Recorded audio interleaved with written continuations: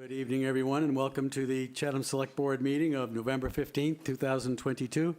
Let the record show the meeting started promptly at 5:30 p.m. I'll read what I'm supposed to read. Pursuant to Governor Baker's July 16th, 2022 signing of an act relative to extending certain COVID-19 measures adopted during the state of emergency, including the extension of his March 12th, 2020 order suspending certain provisions of the Open Meeting Law, General Law, Chapter 30A, Section 20, until March 31st, 2023, this meeting of the Chatham Select Board is being conducted via in-person and remote participation. Every effort will be made to ensure that the public can adequately access the proceedings as provided for in the order. A reminder that persons who would like to listen to this meeting while in progress may do so by calling the phone number 1-508-945-4410, conference ID 203-386-491#, or join the meeting online via Microsoft Teams through the link in the posted agenda. While this is a live broadcast and simulcast on Channel 18, despite our best efforts, we may not be able to provide for real-time access. We will post a record of this meeting on the town's website as soon as possible, and I thank you very much for being patient with that. First order of business is our roll call. I see Mr. Nicastro is here. Present. Ms. Davis? Present. Mr. Shell? Present. Mr. Metters? Present. And the chair is present as well. First order of business this evening is to approve and adopt the minutes of November 1st, 2022. I'll accept a motion and a second. So moved. Second. Edits, and thank you, Mr. Shell, for submitting nits prior to the meeting. It's very efficient, so you have another comment as well? Thank you. Okay, all right. No, I do not. Okay, any other edits, suggestions, comments? Okay, we'll take a vote. Mr. Metters? Aye. Mr. Shell? Aye. Ms. Davis? Aye. Mr. Nicastro? Aye. And the chair says aye as well. A motion to approve and accept the minutes and adopt the minutes of November 7th, 2022, please. In a So second. moved. Okay. Edits, suggestions, comments? None. Whoa, wow, good job. Okay, Mr. Nicastro, what say you? Aye. Ms. Davis? Aye. Mr. Shell? Aye. Mr. Metters? Aye. And the chair says aye as well. That is the most efficient minutes I think we've ever done here. Very well done. Thank you. Next item on our agenda is public announcements and/or agenda item requests. Do we have public announcements out there by anybody on the board? Mr. Metters, please. I'm just going to take a moment to give a little shout out to our high school field hockey team. Tonight they are playing Uxbridge up at the Middleborough High School in the MIAA Division IV semifinals. So go Monomoy. We've had a couple of our school teams make the postseason, and our field hockey team is chugging right along. So good luck to those. Good luck, Shacks. Yep. Anybody else on the board? Anybody else in the public and/or online here? I don't see any hands raised. We have, Jill Goldsmith has an announcement. Thank you, Ms. Mr. Chair. Goldsmith, yep. I'm going to go to the podium. Okay, good.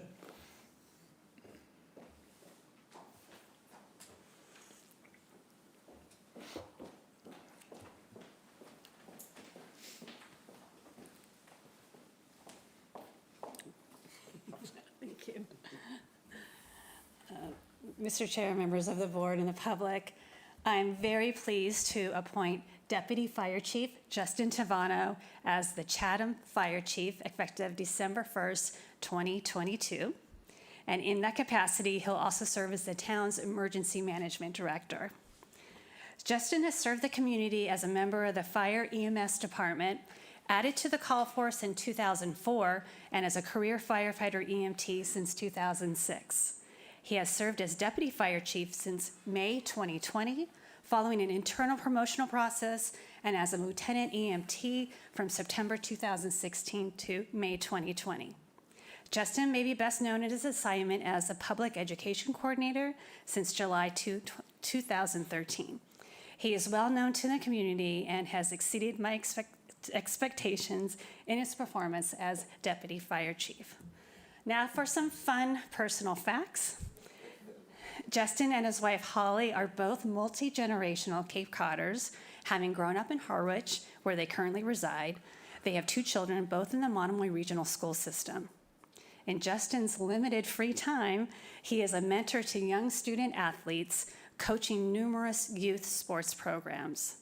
One of the Tavano's favorite family activities is participating in the fire department's April Fool's Plunge every year.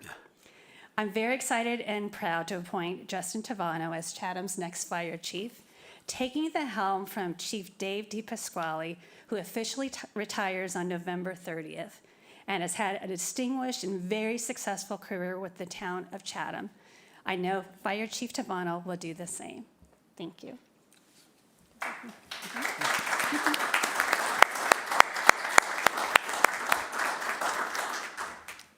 Thank you, members of the board, if I may. Members of the board, Jill, citizens of Chatham, I just want to say I'm honored and privileged to be selected to fill this role as fire chief for the town and for the community. I'd be remiss if I didn't thank and acknowledge the chiefs and the deputies that came before me and all the members of the department. You know, I've been able to learn things every day, continue to learn from all the ranks every day. We have a fantastic, dedicated, professional, proud group over at the fire department. I also want to thank everybody in town, town administration, select board, for your continuous support of the department. We all really enjoy what we do at the fire department. Some days are tough, some days are better than others. But to show up and do the job that we love and know that we have the support of the community makes it a little bit easier to show up to work every day. So I just want to thank you for that. And I look forward to working with all of you in the years to come in a slightly different capacity. And just a quick note, on November 30th, we'll have a full promotional ceremony for my position, but also the deputy chief, lieutenant, and captain. And we'll also be having a send-off for Chief DePasquale, his last coffee from 10 to 12, and the promotional ceremony will immediately follow. So the public is welcome to attend. Thank you very much. Well, thank you, Justin, and congratulations. Well done. Well Thank you. done. Comments from the board? Anybody want to say congrats? Yeah, you. congratulations. Good luck, Justin. Thank you. Thank you. Any other public announcements this evening, here or there? How about agenda item requests? Any agenda item requests from the select board this evening? Okay. Any agenda item requests from the public? I see hands up. I see TJW. TJW. Guess TJW. Take yourself off mute, maybe? Here we go. All right, can you Yep, hear me? We can, yep. Please identify yourself. Yes, my name is Tom Wilson. I live in Okay. West Chatham. I have an agenda item request. I would like the town to schedule with the FAA field office in Burlington a runway protection zone workshop or forum here in Chatham, open to the public. There are a number of reasons why such a forum is needed. We are rapidly moving forward with footnote modifications to zoning that will greatly impact a number of properties in town. As a result of these proposed footnote changes, those properties may experience decreased value, increased insurance costs, and limitations on the future expansion of their property.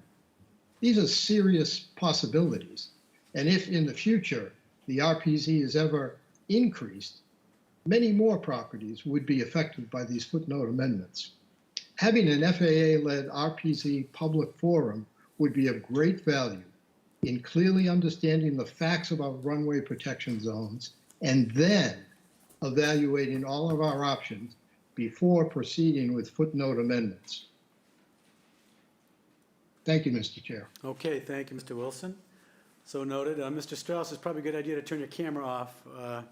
We've got you in full view and like in the drive-in movie, so why don't you please turn your camera off? Thank you. Until you'd like to speak. Are we good, Mr. Strauss? Can you hear me? Thank you. Okay.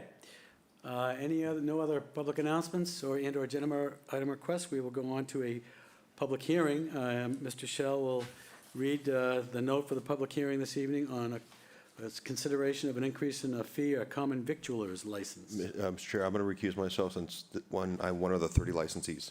Okay, all right. Thank you, Mr. Metters. Mr. Shell. Notice is hereby given that the Chatham Select Board will hold a public hearing on Tuesday, November 15, 2022 at 5:30 PM in the large meeting room at Town Hall Annex 261 George Ryder Road to consider an increase of the fee for an annual common victualler license. All interested parties are encouraged to participate. Signed, the Select Board. Thank you very much, Mr. Shell. I'll just turf it over to Shauna, with a little background. Thank you, Shauna. Sure. Just in the last, say, 2 years, when we've had renewals or new common victular licenses before the board, it has been noted that our fee is quite low. So I wanted to bring it forward for your consideration to raise the fee before we go into renewal season at the end of December. Okay, I'll just note that the fee for a common victular license in town has remained at $5 for 15 years. And some folks had considered it to be quite low, and I would echo that. Comments from the Select Board. Mr. Nacastro. Thank you, Mr. Chairman. Shauna, is the Merchants Association aware of this hearing? An email was sent out to, I believe, all of the holders currently of the licenses to make them aware that it was occurring tonight. The same with the Chamber? I believe Mary was on that list as well. Yeah. Have we received any comment back from them? No. I just would note, thank you for providing the information, that the surrounding towns of Harwich, Brewster, and Orleans all charge $50. Which seemed to me that might be a suitable. I know it's a huge increase, but we haven't increased it for 15 years, and it's at $5, which is pretty minimal. It's really not a fee. So I just would throw that out for consideration. So moved. Well, I'll second it. I'll Okay, second good. that you Was moved it a Discussion. motion? Yes, I did move it, yes. For $50? Yeah, no discussion. Okay, take a vote. Mr. Shell. Aye. Ms. Davis. Aye. Mr. Nacastro. Aye. And the chair says aye as well. Mr. Metters may return. Thank you, Select Board. Just a summary of our business agenda this evening. We have Monomoy Regional School District School Committee member appointment. I see we have 3 members. I see Danielle online, and Jess and Jackie are here. We have a committee appointment to the South Coastal Harbor Plan. We have a bunch of special one-day alcohol permits that we're going to go through a little bit. We have Bikeways Committee requests, Mr. O'Toole on installation of flashing warning lights at the intersection of Wilford Road and Old Queen, and an update on the George Ryder Road multi-use path project. And then a report out, very interested in the report out from the Energy and Climate Action Committee. Bob Werschafter is here, I believe. I saw him. And then we have an update on emergency preparedness by Justin. And public comment will be accepted on that item because it has generated some public comment in the past, and I think it's important to allow public comment on that one. So any public comments on that business agenda as just described by myself? And again, there'll be opportunity to comment on the emergency preparedness. Okay, I see none here and none online, so we're going to move right into it. The first order of business is to appoint Monomoy Regional School District member. Nancy Scott resigned. And any comments, Shauna? Your name is here, but any comments other than that? And we have our full array here this evening. Shauna, go ahead. Sure, just that the process was, as dictated in the charter, was followed. Following Ms. Scott's resignation, the Select Board was notified by the school committee on August 25th of the vacancy. Applications for the vacancy were accepted through October 1st. And on October 27th, the Select Board and the remaining Chatham representatives to the school committee interviewed Elizabeth Gray. Okay, Ms. Davis. Mr. Chair, I move to appoint Elizabeth Gray to the Monomoy Regional School Committee until the date of the next annual town election, scheduled for May 11th, 2023. Second. Okay, good enough. We're going to take a vote, okay? We're going to go around here, then we're going to go to the school committee, okay? Mr. Nacastro? Aye. Ms. Davis? Aye. Mr. Shell? Aye. Mr. Metters? Aye. The chair says aye. Ms. Zebrat? Aye. Ms. Rogers? Aye. And Ms. Tolley? Aye. Thank you very much, and thank you, folks. And thank you, Elizabeth Gray, for willingness to serve. I very much appreciate it. Okay, thank you. Thanks, folks. Thanks for being here. Thanks for showing up. Appreciate it. Okay. We have a committee appointment to the South Coastal Harbor Plan Committee. Entertain a motion for Mr. Sullivan. No, Mr. Metters. Mr. Chair, I move to appoint James Sullivan to the South Coastal Harbor Plan Committee till June 30th, 2025, unless sooner revoked or a successor is appointed. Second.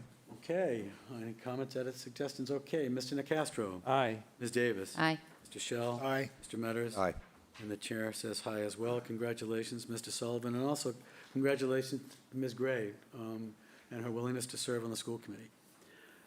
We have a series of special one-day alcohol permit applications. I think this is, again, Shauna as our licensing agent, so Shauna, why don't you introduce this, and then we'll entertain questions. Sure, as I mentioned to the board last week, with the Christmas stroll applications, we had a number of issues last year. So rather than sort of our standard introduction of the special one days, I did want to point out the certain conditions that the licensees need to adhere to, such as keeping the alcohol within their premise, not letting anyone walk out the door with open containers, sticking to beer and wine only. They're not permitted to have all alcoholic beverages, and to not leave any of the alcohol unattended. It needs to be served by a member of the organization, the business, the store. So I wanted to point those things out. Other than that, I have no concerns over the 5 applicants that we have in front of us tonight. Okay. Thank you, Sean. I think the message there was there was some strolling around with alcohol at the stroll last year. Folks took the stroll kind of literally, and we're walking around town with open. So that's not the deal. And I think you wanted to emphasize that. So I appreciate that, Sean. Mr. Nicastro. Mr. Chairman, thank you. I have just one question to Shauna on one of the applications. This is Chatham Threadworks, which appears maybe it was submitted electronically. There is no signature from the applicant. Are we in order there? I can get the Okay, signature. thank you. Mr. Chairman, I'll offer a motion. Consolidated motion. I move to approve the following special one-day alcohol permits for wine and malt beverages only for indoor service only to C.C. Hadawar as a representative of If the Shoe Fits, 442 Main Street, Chatham, for Friday, November 25th, 2022, from 1 p.m. to 7 p.m., and Friday, December 9th, 2022, from 3 p.m. to 9 p.m.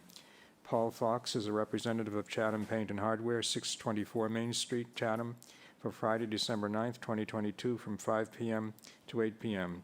Jennifer Falvey as a representative of Chatham Threadworks, 400 Main Street, Unit C, Chatham, for Friday, December 9th, 2022, from 4:30 p.m. to 9 p.m.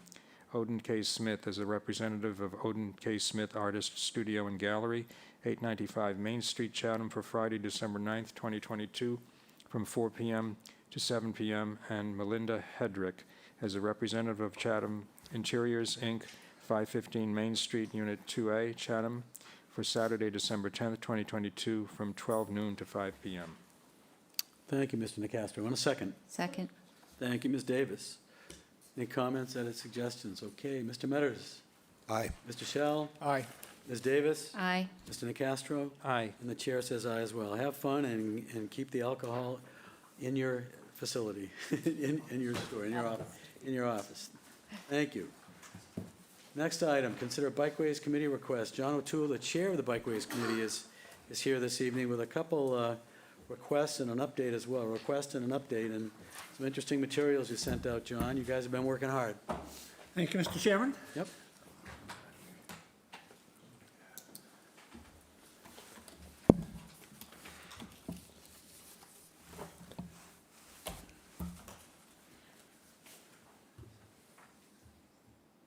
Do the lower one first. The first one? Yeah.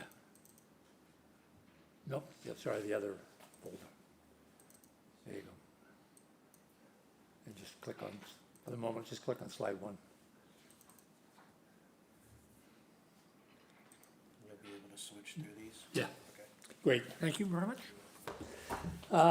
Thank you, Mr. Chair. So I'm here, I have 2 items to discuss. One is a request for approval to install flashing warning lights at the intersection of Old Queen Anne Road, Wilford Road, and Stepping Stones Road. The reason I'm here with this request was this acquisition will be funded by funding from the Chatham Community Preservation Committee. A year and a half ago, when that item came before the Board of Selectmen, before the town meeting, I was asked to bring this matter back because it involves installing flashing warning lights on the public roadways. The current status of that particular intersection is as you see it on the slide. There are 4 streets that all converge, so in that sense it's a confusing area. Not too long ago, I was talking to one of the patrol sergeants at the police station. They refer to this intersection as Spaghetti Junction, and you can see why they do that.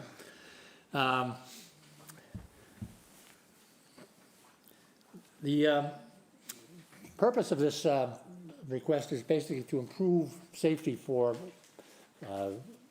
pedestrians, cyclists, and as well as motorists in that particular intersection. The problem is it's basically a hazardous intersection. One of the aspects of this that you cannot see on the slide is if you're traveling south on Old Queen Anne Road, there's a curve in the road and also a change in the contour. So as you're driving south, it is very difficult to see that intersection or that particular crosswalk. So one of the primary purposes of these flashing warning lights is to sort of add an element of caution to drivers, particularly heading south on Old Queen Anne Road. The few key data points on this.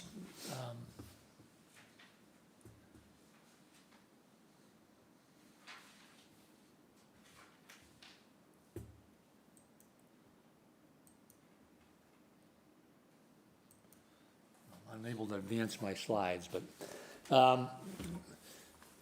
in terms of, there we go. Yeah. So the some key data points on this. The traffic is quite heavy on, particularly on Old Queen Anne Road. During a 12-hour period, 435 vehicles travel south on Old Queen Anne Road on a summer weekday. That does not include any vehicles traveling north or any vehicles traveling on stepping stones. The important aspects of this is, according to police records, about 85% of the vehicles passing through that area exceed the speed limit. The speed limit is 30 miles an hour. The other major heavily traveled roadway in that intersection of stepping stones, eastbound, that is coming down the hill. In a 12-hour period, 664 vehicles on a summer day travel through that intersection. And in that particular situation, 2/3 of the vehicles exceeded the speed limit. So those are the key metrics in terms of traffic and speed on for vehicle travel. Traffic on the Old Colony Rail Trail. Again, in the summertime on a weekday, 642 users pass through that crosswalk that you saw on the first slide during a 12-hour period. Probably 85% of them are cyclists.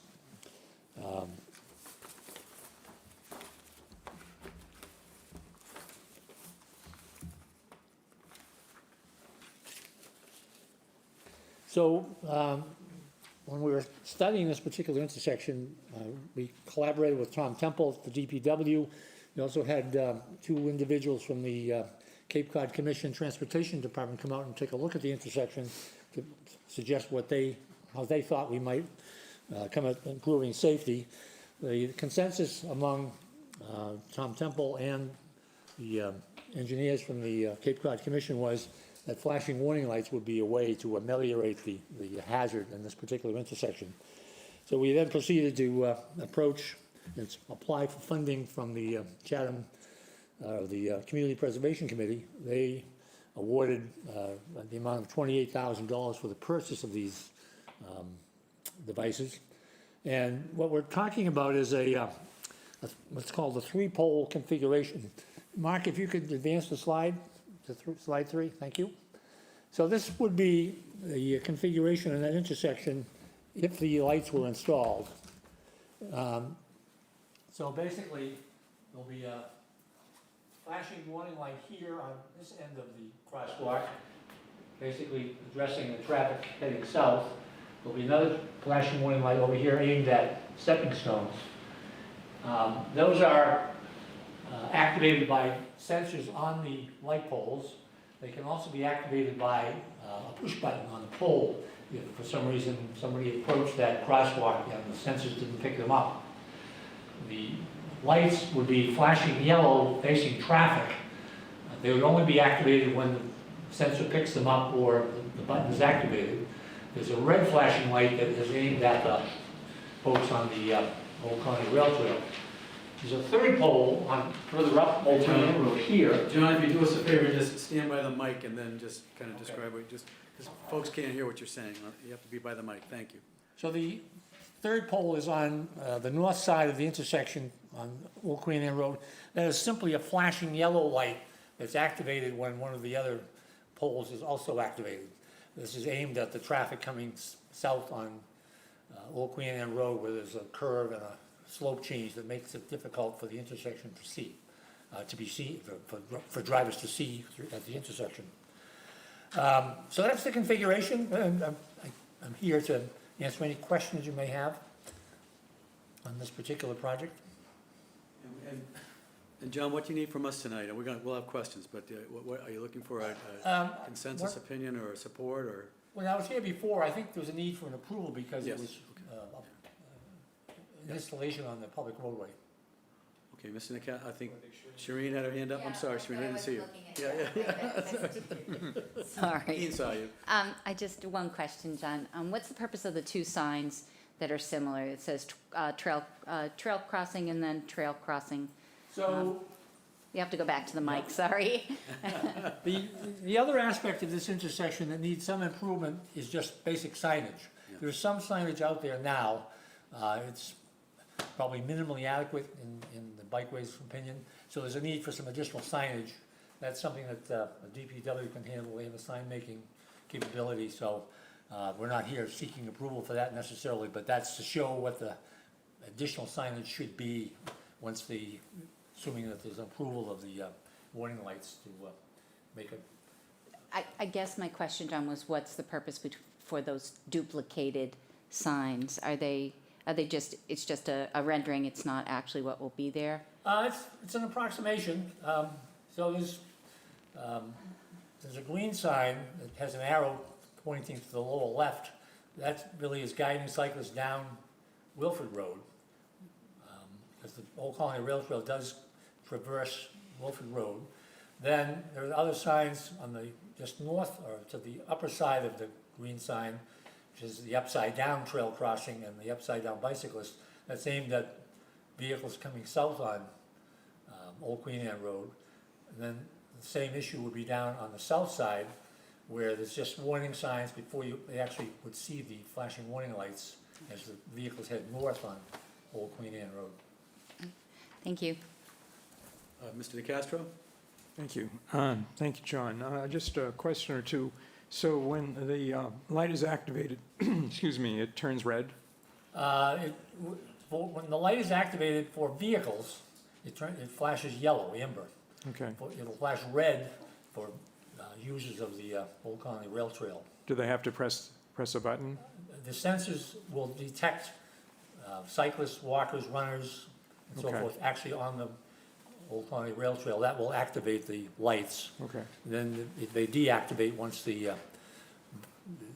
cyclists or the walkers have passed through the intersection. So these have been funded by a town meeting vote? This was approved at town meeting in 2021. Okay. And my only other question is, I know you had consulted with the DPW, and it sounds like you may have had conversations with the police department. Was the Traffic Safety Committee involved at all? Yes, I actually presented this to them on October 26th. They approved it. Okay. Thank you. Thank you, Dean. Mr. Shell? Just to be clear, you're not asking for any funding tonight? I'm not requesting any funding at all. The funding is set aside. Okay, okay, so the only other question I have is there are a number of other places where bike paths cross roadways. One of them I'm thinking of is, I guess it's on 39 going toward Harwich. But there are a number of them, well, there's one right out here, I think. But in any event, normally I thought that there was an indication to drivers that they have a legal obligation to stop and give the right-of-way to bicyclists. Is that doesn't appear to be what we're doing here, is that right? So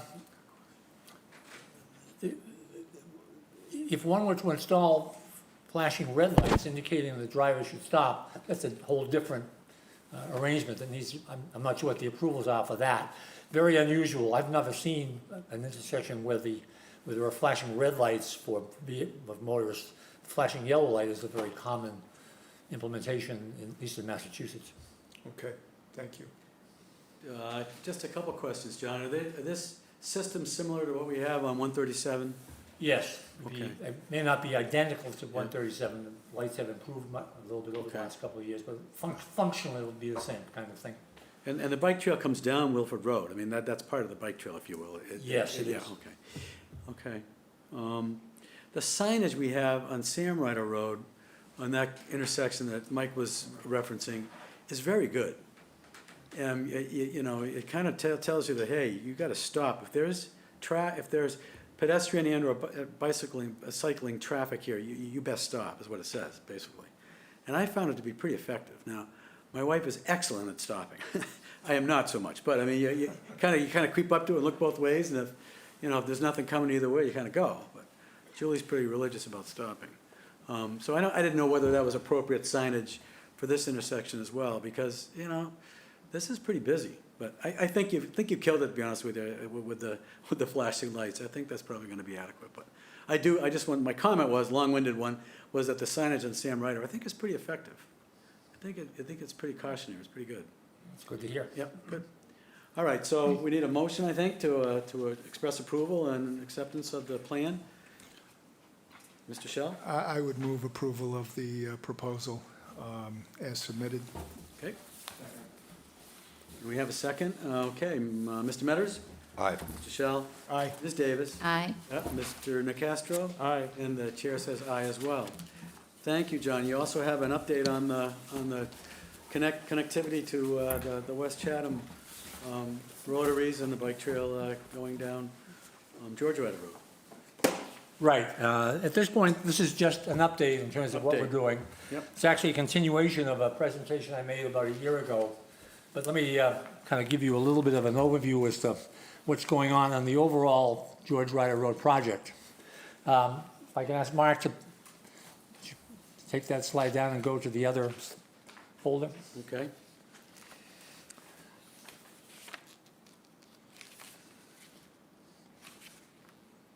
Just open up slide 1 for the moment, Mark, thanks.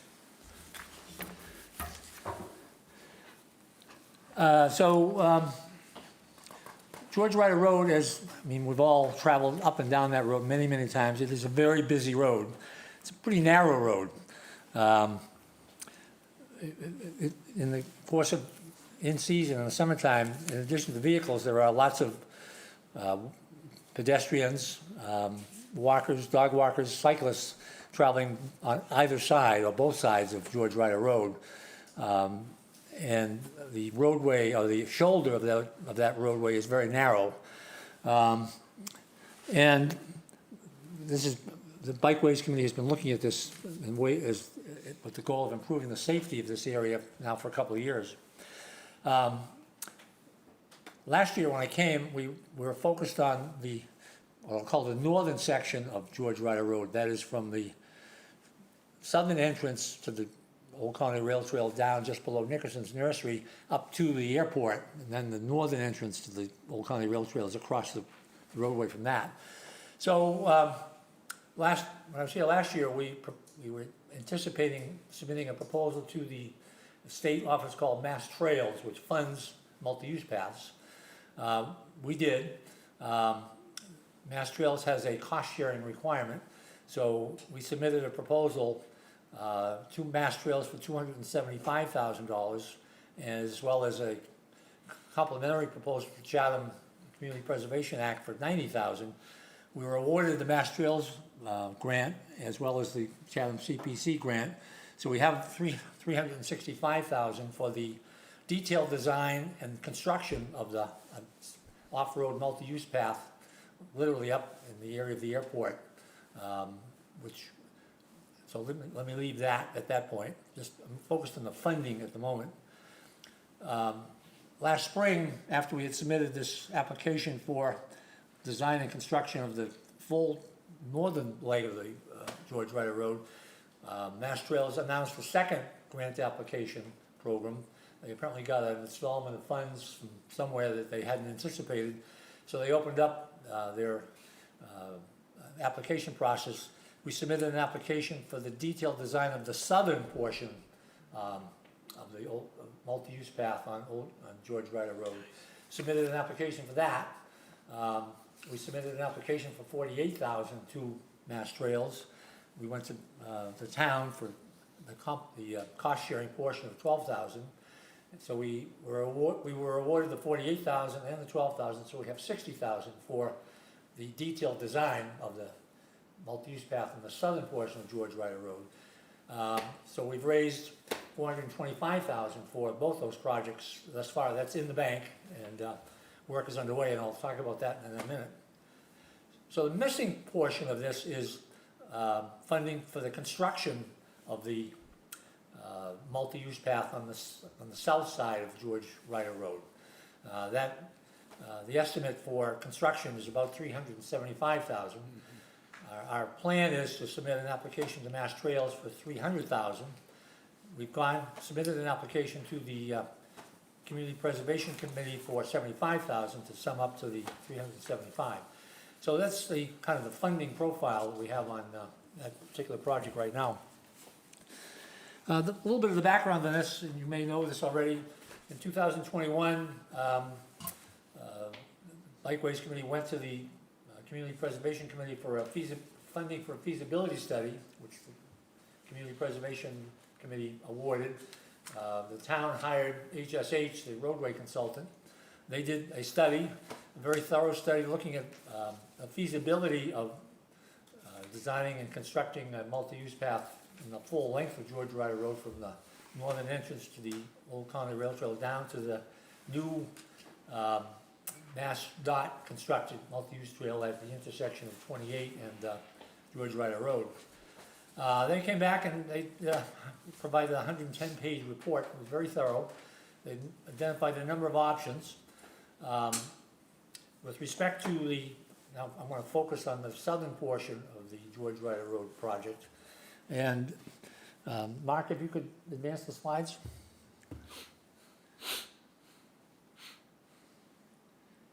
Slide 2 is good.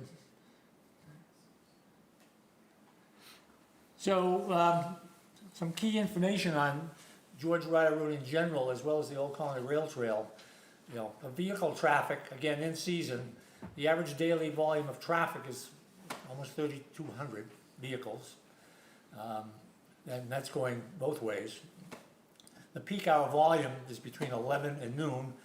The peak hour volume is 304 vehicles. The radar speed analysis, again from the police department, again, this road, like Stepping Stones and the Old Queen Anne Road, the speed limit is 30 miles an hour. In season, almost half of the vehicles going on George Ryder Road exceed the speed limit. So it's, in that sense, the dynamics are similar to what we faced at Stepping Stones and Old Queen Anne Road. It's clearly a hazardous intersection. I'll show you what the road shoulders look like in a minute, which is a contributing factor to the safety hazard. With respect to the Old Colony Rail Trail user count, in season on a weekday, there's about 765 users on a typical summer day. That's an increase between 2019 and 2021 of about almost 20%. So the number of cyclists in town is increasing noticeably. In season on Saturday, this is from August of last year, it's almost 900 users on the Old Colony Rail Trail in that general area. Can you advance the slides, Mark, please?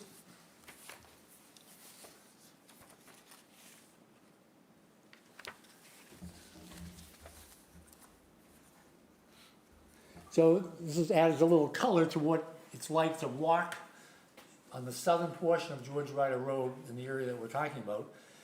This particular individual is walking on the wrong side of the road. He should be facing traffic, but in that stretch, you will see individuals walking on either side. You'll see cyclists riding on either side, and it's a terribly confusing area. But obviously, the shoulder there is very narrow. If there's a pedestrian forces cars out into the other lane facing traffic, if you were a pedestrian and you encounter a cyclist who's heading in the opposite direction, you then have a double effect of forcing cars way outside their normal lane. Advance to the next slide, Mark, please.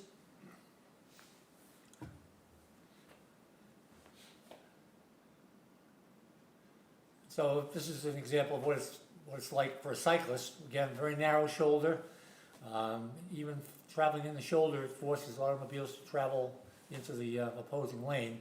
So again, safety hazard for both pedestrians, cyclists, as well as the vehicle drivers.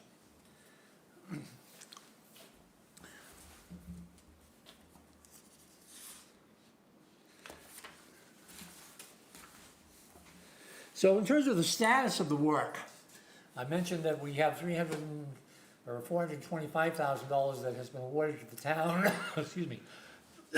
What's going on now is HSH is actually doing a detailed design of the multi-use path, both from beginning at the entrance to the Old Colony Rail Trail opposite the airport, all the way down south to the connection to the Mass Dot constructed multi-use trail at the corner of George Ryder Road and Main Street.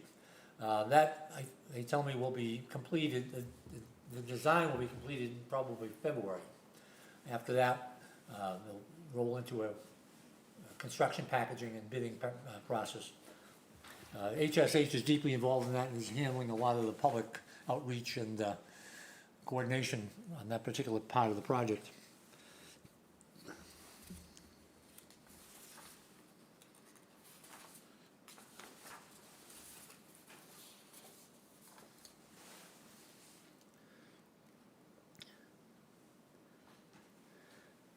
So, would you advance to the next slide, Dallas?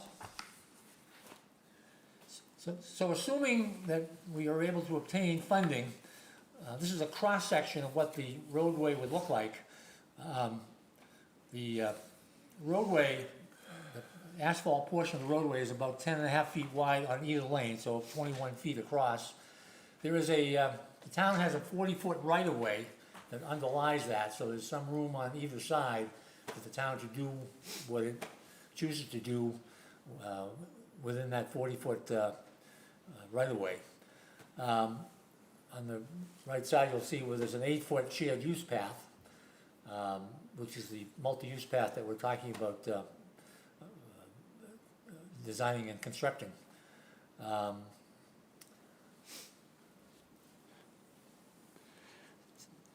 So in this particular section, on the south portion of George Ryder Road, HSH identified 4 different alternatives.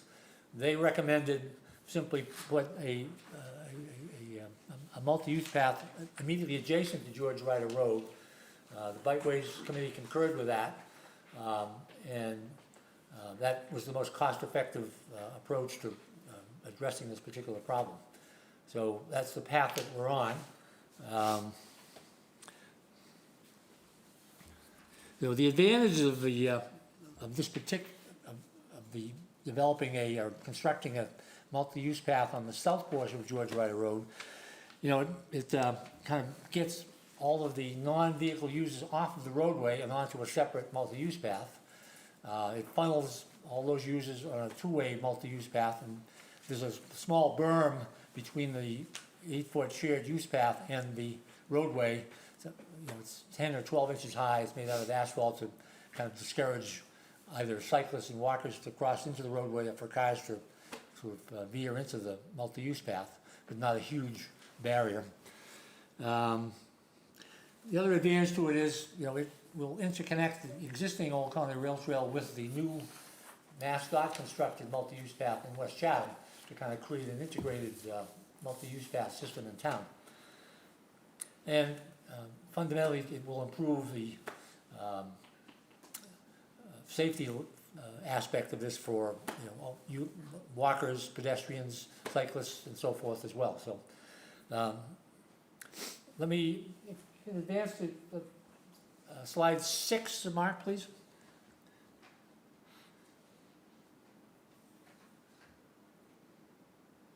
So this is the this photo was taken from the corner of Main Street and George Ryder Road. Ocean State Job Lot is to the right there. What you see in front of you there is the end point of the Mass Dot constructed multi-use trail, dead stop. The plan would be to extend that up to the entrance to the Old Colony Rail Trail on the south side, and have implement the separate multi-use path there. And advance to the next slide, Mark.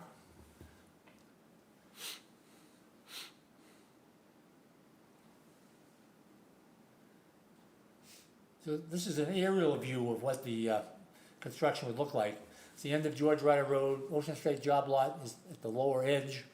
You can see the roadway there where it indicates 10.5 feet is the lane width on both the north and south lanes. The multi-use path is on the south side of that, just south of the white line there on George Ryder Road. And if you would advance to the next slide, Mark, please.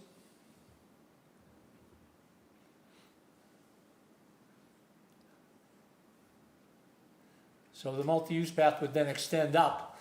It'll go by the animal officer control lot.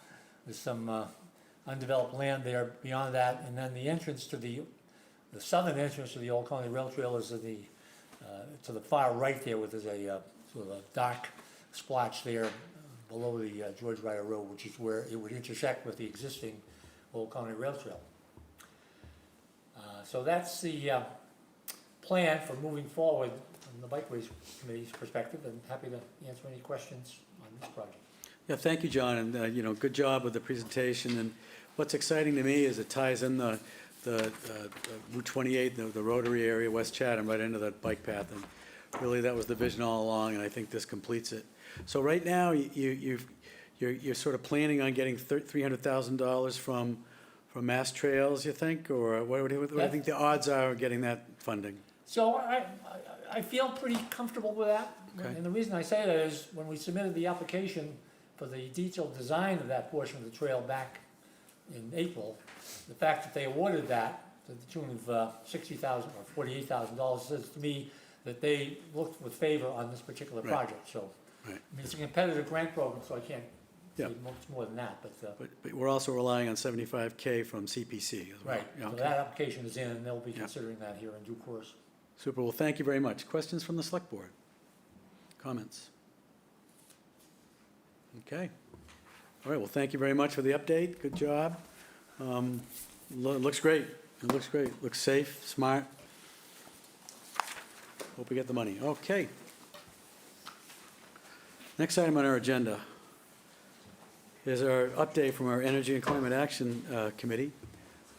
Bob Wirtschafter and I believe members of his committee are here this evening. And so, Bob, we welcome you and your committee members.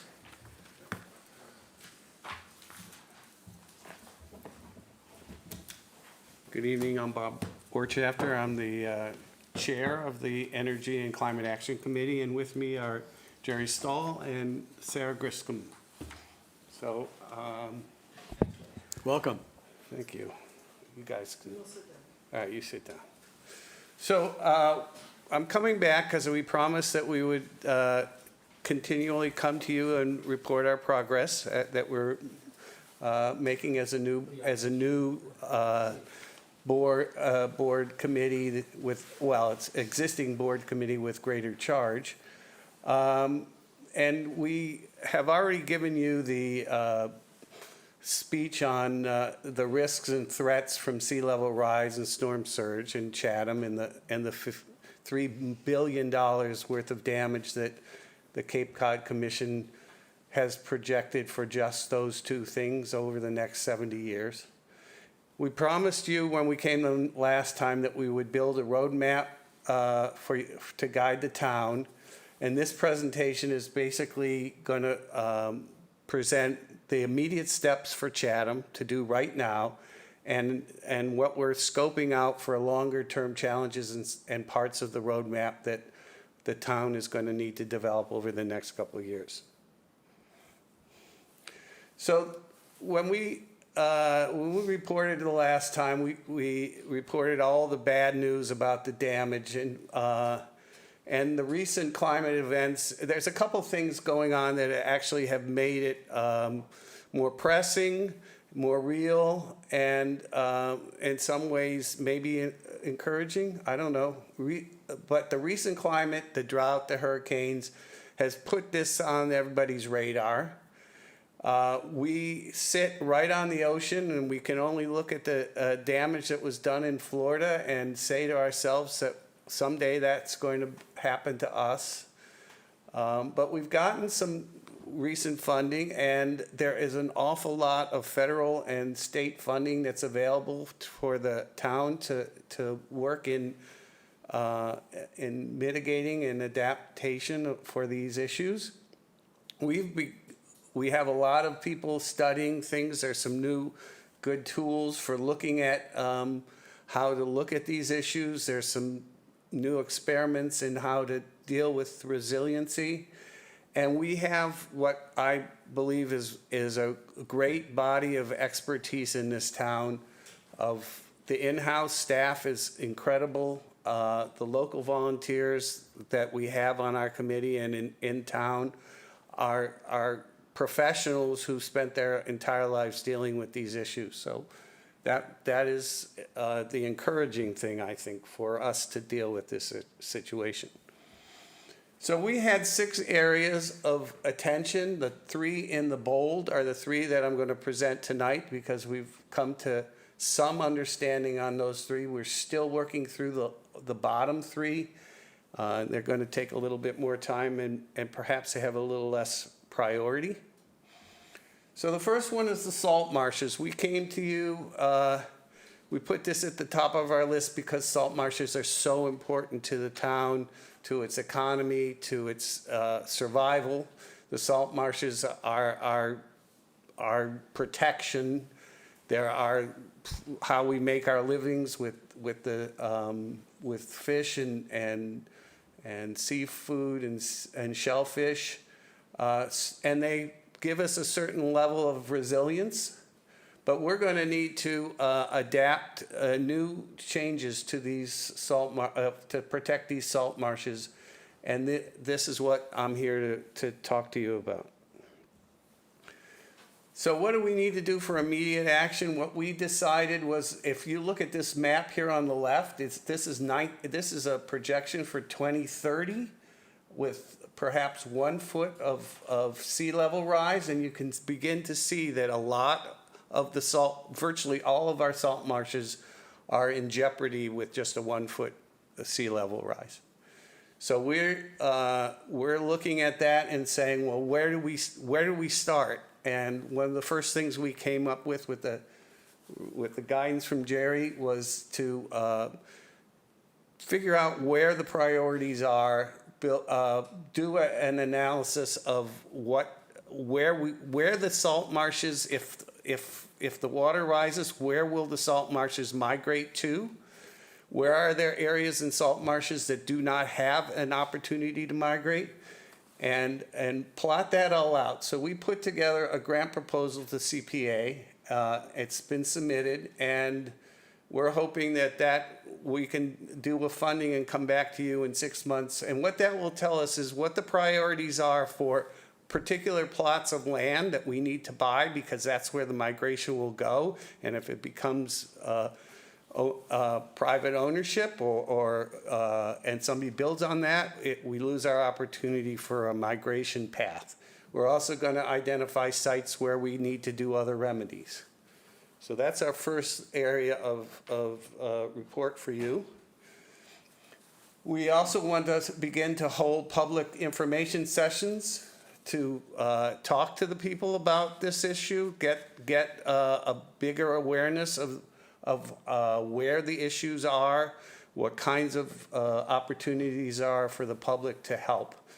The testing part of the grant is to do a little bit of regular salt marsh water quality and track marsh health. This is something that when we talked to Dr. Bob and Ted, they said they're doing a lot of this, but we want to make it more of a routine part of the town. So we also want to establish a management plan for each salt marsh, identify where the threats, including heat, drought, and develop a plan to reduce and manage those threats. And we're going to also look at where, if necessary, we need perhaps to accelerate our sewering plans or work on plans where those threats from sewer, lack of sewers is harming our salt marshes. We're going to do this over the long term. We're going to need to have a regular maintenance plan for the salt marshes. We're going to need to be able to do the kinds of activities that will protect those salt marshes that can't migrate, and we will need to have a migration plans for those that can't. The second area of our report is to reduce Chatham's energy use and greenhouse gas emissions, and there are three steps that we have identified to do that. One is to pass the specialized net zero ready building code that is coming up. Second is to increase the town's participation in mass save efforts. And three is convert vehicles and power equipment to electric. The new energy code that was just announced a month ago has three options for our town. We can go with the base code, which is a little better than our existing stretch code. We can adopt the stretch code. There's a stretch code that's about 20% higher than what we're building now. And there's a specialized option code which uses the stretch code efficiency, but also requires that towns, that every building in town be ready to be net zero.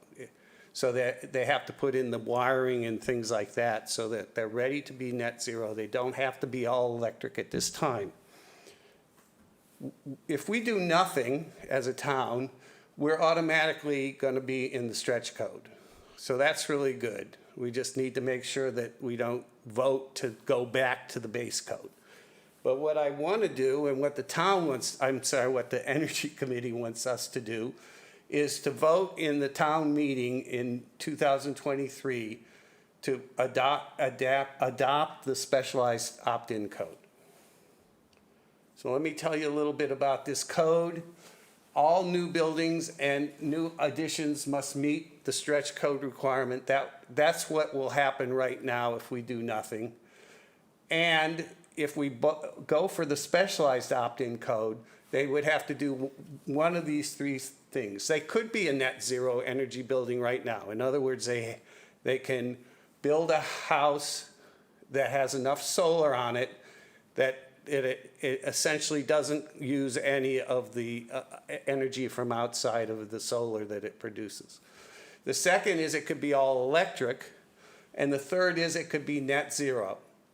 Net zero ready is, it can use natural gas now, but it has to have the wiring in place so that at some point in the future when electrification makes even more sense, that it would be easy to switch it over. It's going to be impossible to switch over houses that don't have the wiring and the space for storage and other things like that. But this net zero ready would have every new house built in town ready to meet our electrification requirements in 15 or 20 years.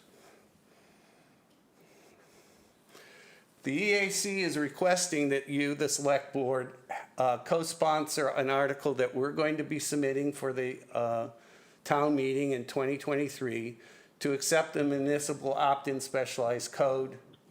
We're going to be doing most of the work.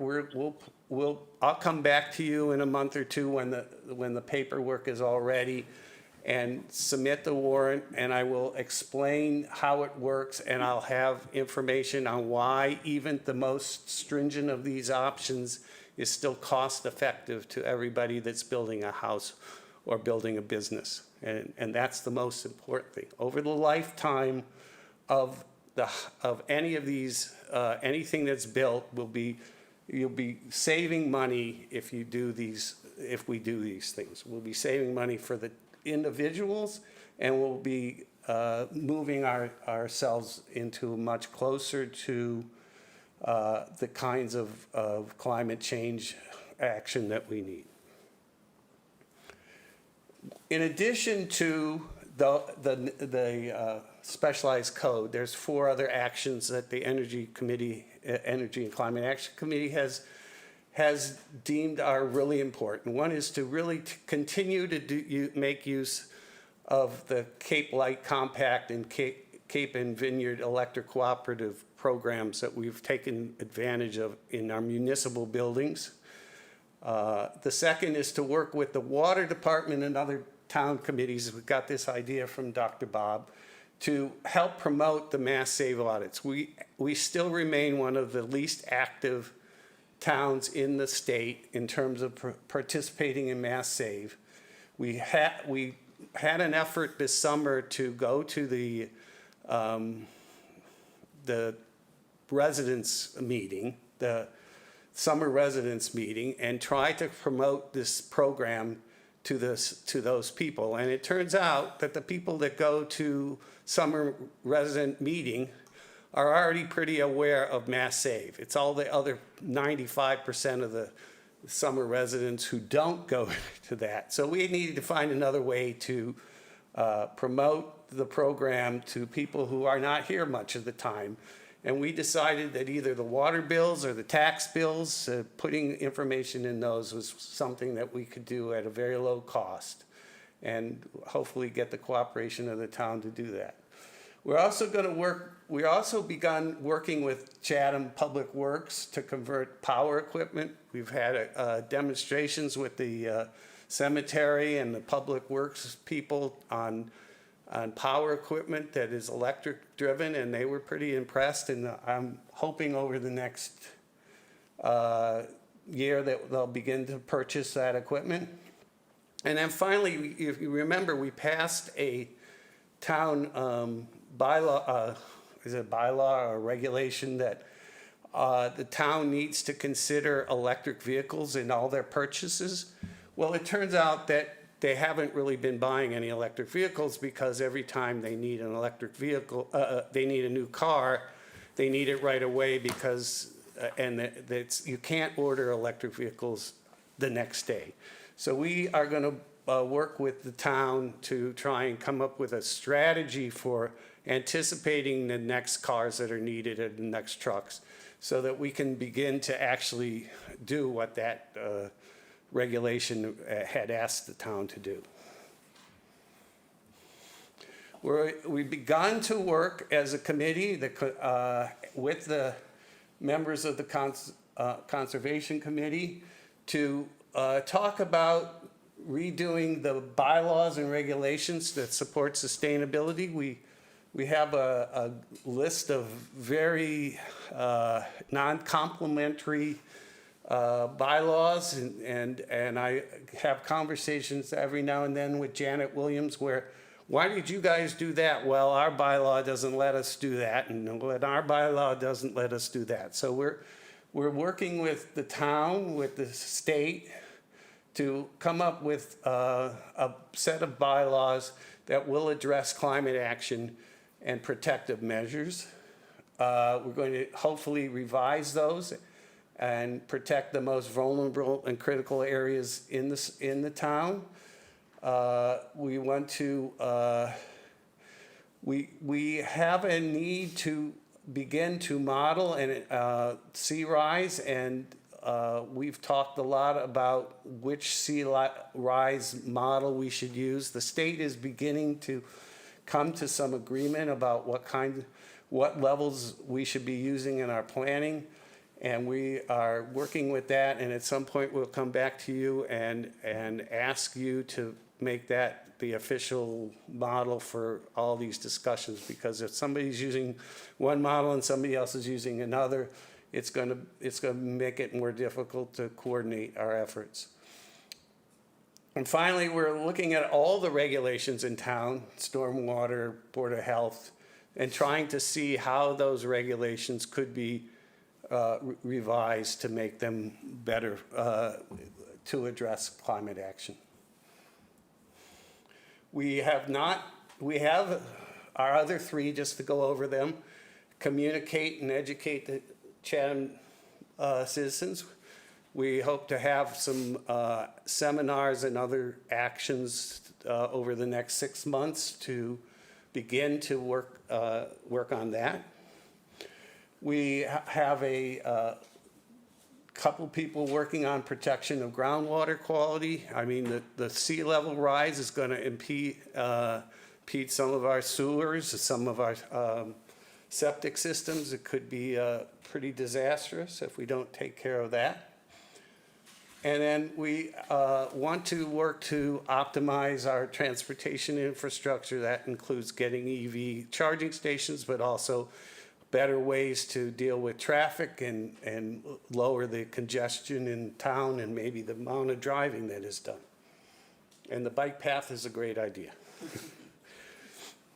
So the three recommendations for you tonight are to lend support to the ECAC for the CPA proposal that we've put through for mapping and assessing all salt marshes and identifying potential migration routes. The second is a hope that you'll co-sponsor an article for the town meeting to accept a municipal opt-in specialized code. And the third one is we need more help at the ECAC in two ways. We need more members of our committee that are on other committees. So there's a couple of people or a couple of representatives from conservation, for instance, who we'd like to have on our committee. And we also need a broader representation within the staff. We came from the Energy Committee, and Terry Wayland is this great director for us when we were an Energy Committee, but there's many times that he is unable to answer questions or know how to deal with things that are more related to the resources and other committees. So we're hoping that you'll expand us to at least 2 more seats and make a second director or co-director that will help us. That's what I have tonight. I have more details on the stretch code, on the code, if anybody wants to ask that, but I think I'd be better if I came back when I have the actual warrant. Thank you, Bob. That was a great report, fascinating. You guys have been hard at work as well. Thank you to your committee members. A lot of good stuff going on there. So I am going to turf it to the select board here. There's a lot of stuff to digest here. I guess I'll start with Mr. Nicastro, who raised his hand, and then we'll go around the horn here, if that's okay. Yep. Thank you, Mr. Chairman. Thank you, Bob. Appreciate the work you've presented tonight and the work of your committee. I had a few questions. I thought we had adopted the stretch building code a few years ago. Had we not? We did. We have. And that's why when there's those 3 choices,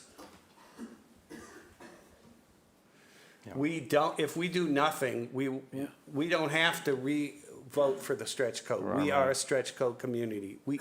The only way we wouldn't be is if we vote for one of the other 2.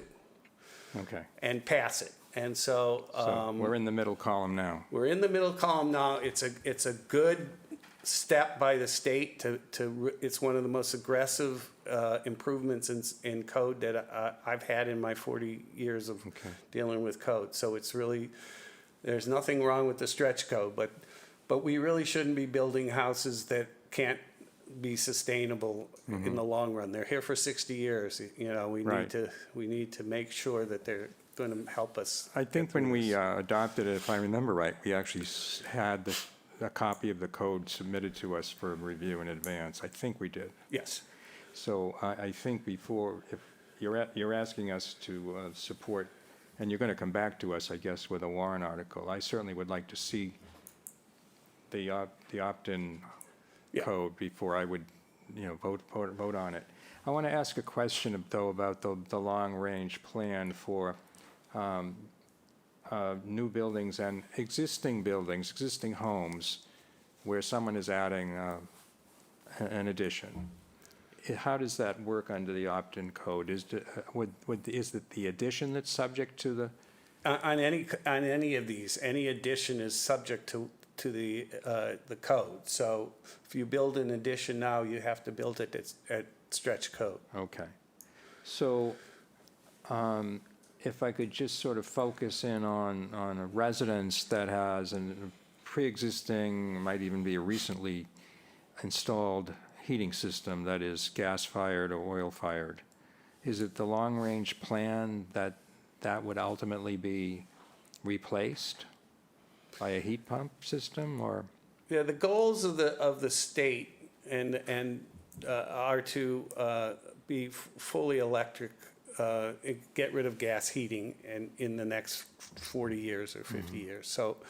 So some point in the future when that gas furnace dies, we're going to try to make them put in an electric one. Now, if you have to go back and rewire your house because the panel isn't big enough and things like that, it's going to be more expensive. So in new construction, if we pass the specialized code that says, all right, let's just make sure you have all the wiring, have the wiring for your stove, so when you convert to an electric stove, you don't have to spend the money to get the wiring. That's what this specialized code is, and it would just say everybody has to put in wiring for solar, wiring for all the electrical appliances that you will eventually be putting in sometime, maybe 15 years from now, maybe 30 years from now. How is the current technology for these heat pump systems, or these, we have something in the fire station that I think it's called an EVA or something like that. I can't remember.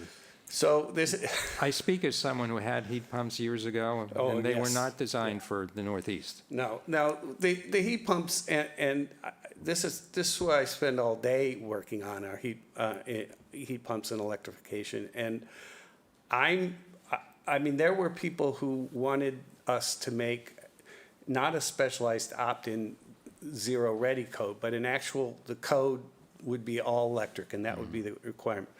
I think we need to give it a little more time before we force everybody to do heat pumps.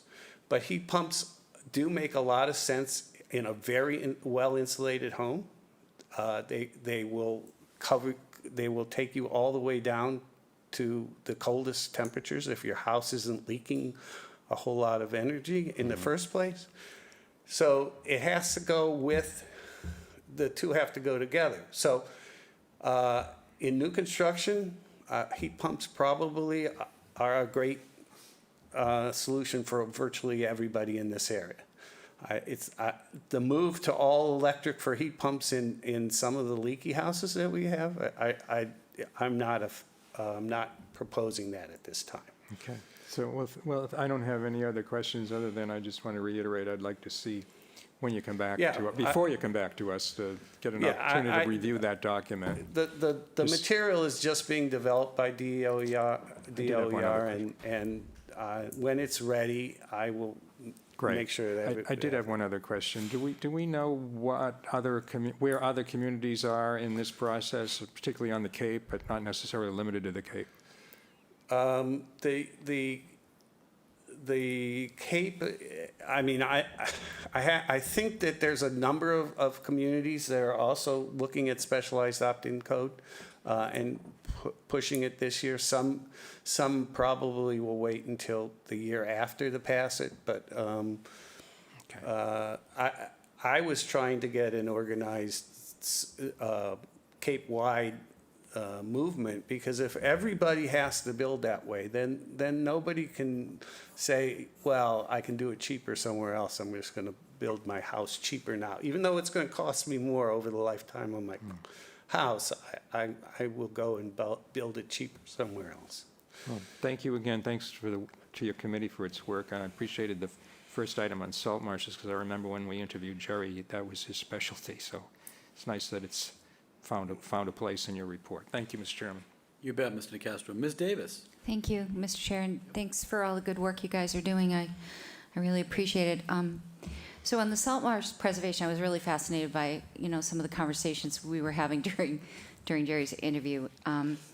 One of the questions I had was, Nantucket Sound is, south-facing Chatham is a lot of salt marshes, and it's most vulnerable in respects to everything. And when you said that you wanted to pattern a management system around the idea of what good work that's been done with Pleasant Bay and the Tri-Towns, I was wondering if there has been any thought to approaching Harwich or any of the other towns to sort of work together, because obviously in Forest Beach, Pleasant Bay, it all drifts right into and up to Harwich, and Red River is one of the bigger salt marshes. I just was wondering if there was any possibility that there was some sort of regional approach to what you're thinking. That idea has come up in our committee, and I would like to, contact Harwich's Land Trust and see what their ideas are on it. And actually, one of our meetings, somebody from Dennis in there, I guess they have an energy committee also, and they tuned into our meeting somehow. Yeah. So there will be more and more communication as our ideas develop.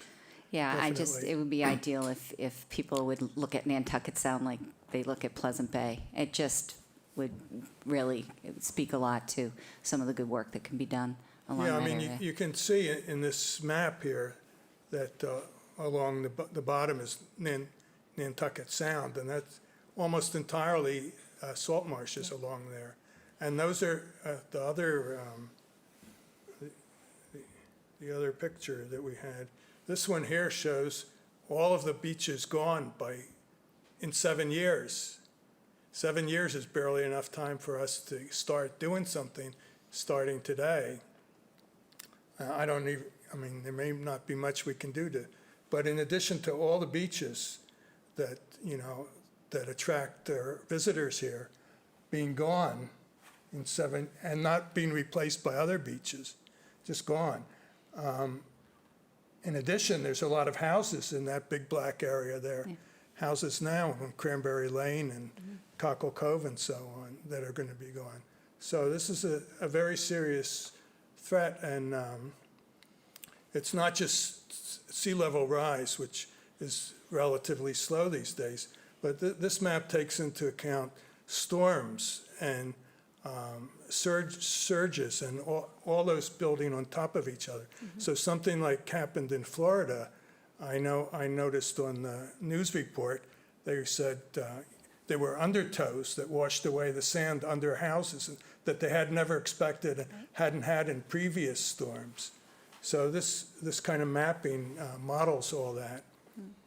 And the different colors there are how frequently the storms would be. So a 100-year storm is the red, so that's not going to happen a lot. But the black that's all the time, even without a storm. Mm-hmm. And it's pretty scary to look at what's going to happen along our shores, and those of our neighboring towns as well. So yeah. Well, I appreciate that, Yep. and I look forward to supporting a management plan for the salt marshes. I think that's a really good thing. On the membership, increase in membership, and you were asking that that you want representatives from other committees as members of the Energy and Climate Change Committee. Would it, with respect to that, have you brought this idea towards, like conservation? I'm sure that was one of the committees you wanted in the planning board. Are those the committees that you're looking? Well, conservation was one, Mm-hmm. and I'm not, we haven't committed to where we would get the second one, because there's 4 or 5 places and 4 or 5 different, groups that we could pick it from. So, Okay. but just to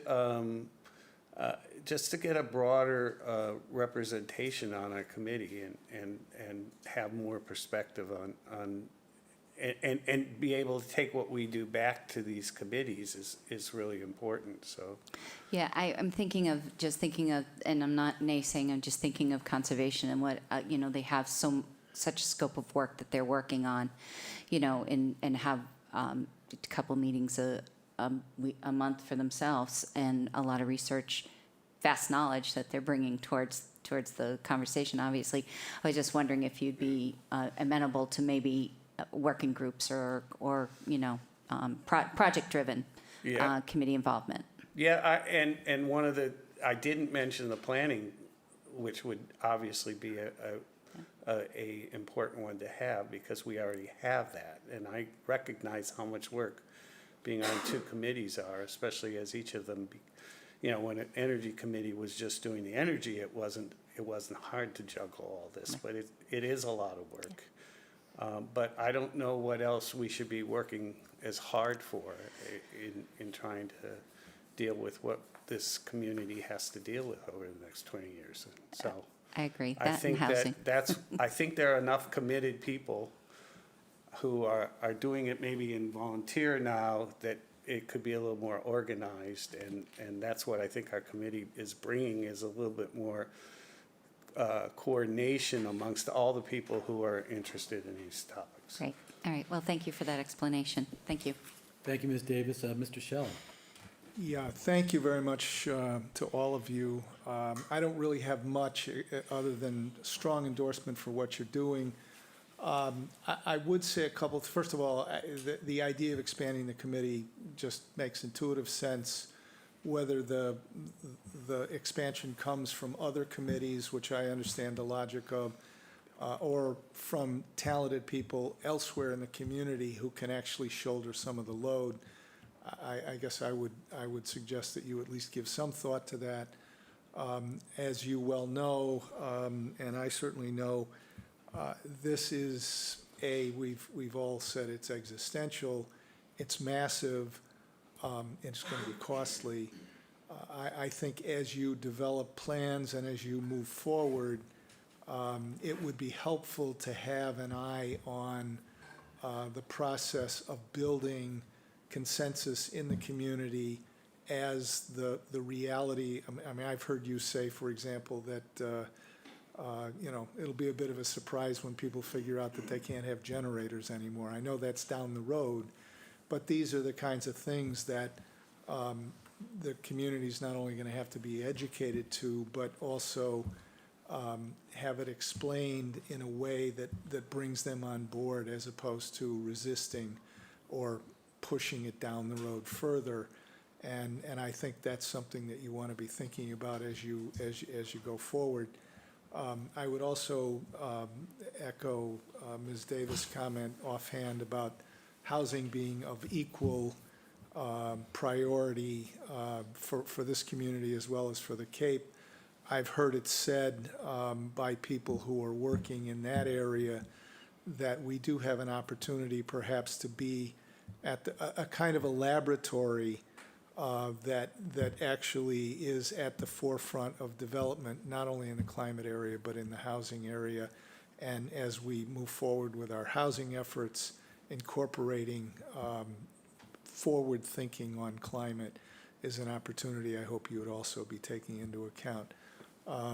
So those are my general thoughts, and thank you very much. Mr. Metters.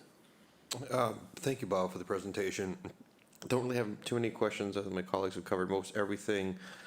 The only kind of random question I do have is, but you're talking about expansion of the committee, whether it be from one or two of the appropriate other committees out there to create a bigger committee, or if we're looking for more at-large individuals or whatever, is I'm trying to think how I want to ask this question or state this. So I know recently members of the board were approached by a private individual who has different views, different philosophies, different perspectives on some of the work of the committee. And obviously with any topic out there, there's various opinions and fact checking and all that fun stuff. So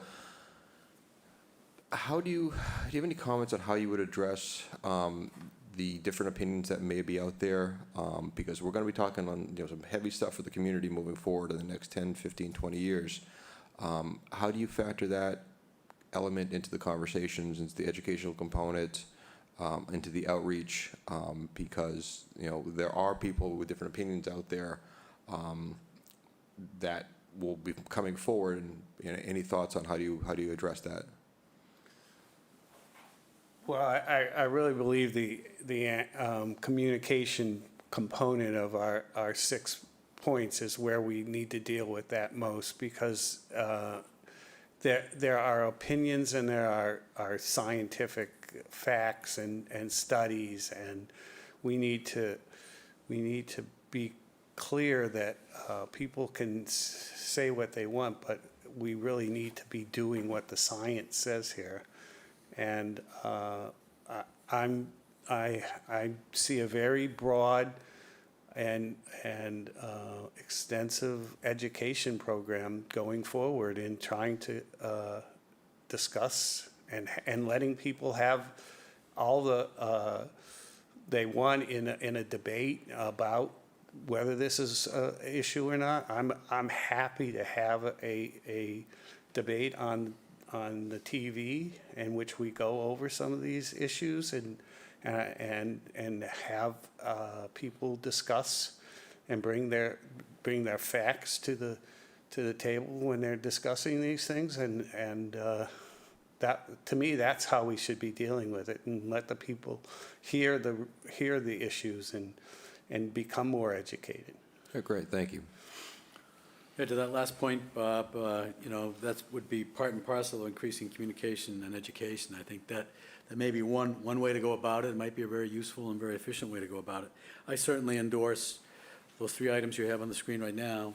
Certainly we'll be supporting, I'll be supporting their proposal for the CPA for mapping and assessing salt marshes. I have an occasion to be around Strong Island. It's one of my favorite spots, and the marsh in Strong Island is incredible. It's just an unbelievable marsh, and the amount of life that marsh generates is just phenomenal. So protecting those marshes, both as buffers and as life givers, is incredibly important to Chatham and to the Cape. I look at sea level rise pretty dramatically. I think it's a clear and present danger. I think it's a clear and present danger for Chatham and for the Cape. So I think if we can get ahead of it in Chatham and impart some knowledge and wisdom on our approaches to the Cape, I think we're actually going to be ahead of it, if you will. In terms of adding to your committee, I think that's a no-brainer. I think planning board's a no-brainer, so if we could maybe plug in planning board and suggest that, downstream. And then getting you greater support from staff, we'll certainly talk to Jill about that and have Jill weigh in on, who she might be able to staff up a little bit, where, everybody's pretty stretched, but I think this is a very important initiative, and I think getting the support that you need on your committee is extremely important. And Conscom, I think, is a no-brainer as well. So if those are maybe the 2 additional, members of your committee, it Well, might be. there's already a planning person on there. Oh, there is? Okay, well, Me. yes, I know that, but, okay, all right. So I just want to make sure that we have the real nuts and bolts of bylaw stuff is just nailed, and, because if you're going to be dealing with bylaws, you're going to need a lot of support. That change takes tons of time. That change takes tons of communication, tons of consensus. So anyway. Hi. Yes.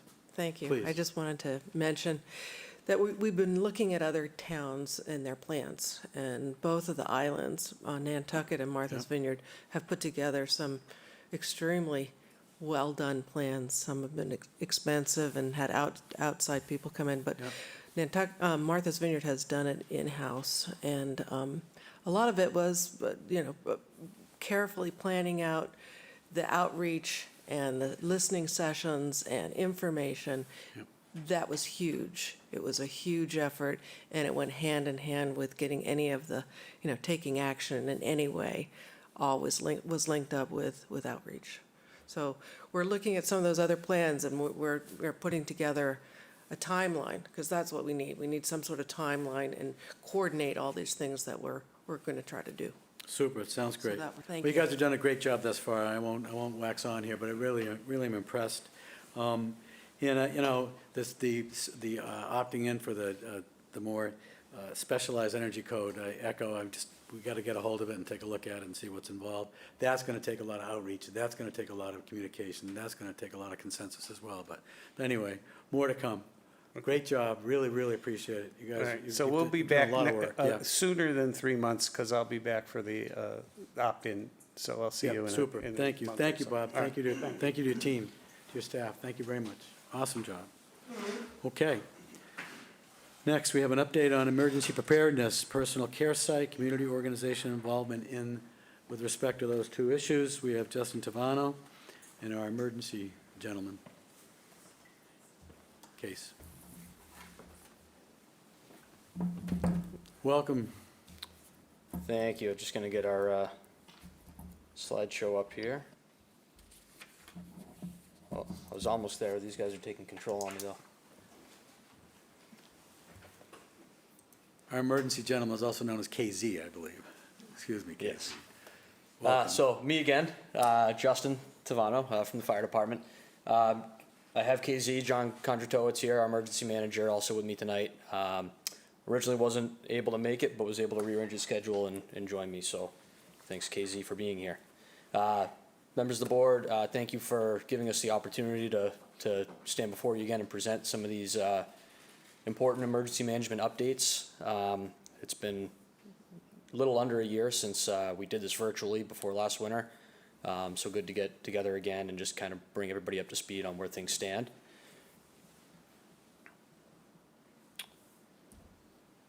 So we'll get right into it. Just my introduction again. I've already been introduced tonight, but for people just tuning in, I'm Justin Tavano. I'm currently the deputy fire chief at the fire department. Effective December 1st, I'll be taking over as the fire chief and the emergency management director. And again, I have John Kondratowicz here with me. He's our emergency manager. So our agenda for the evening and the presentation here, we're going to start with just a general purpose statement about emergency management, its role in municipal government, and just kind of its critical functions. We'll have a discussion about the people involved, the who's who, both locally in the town of Chatham and our external stakeholders and partners regionally and across the state. We'll have a conversation about the planning process, both the ongoing planning process that occurs throughout the year, but also the planning process leading up to a forecasted event. We'll shift gears and have a discussion about personal care sites and shelters. And we'll finish with just some reminders about public messaging, how to stay informed, some self-preparedness efforts that people can make for themselves, and some updates we saw in 2022. So emergency management, this is generally paraphrased from FEMA.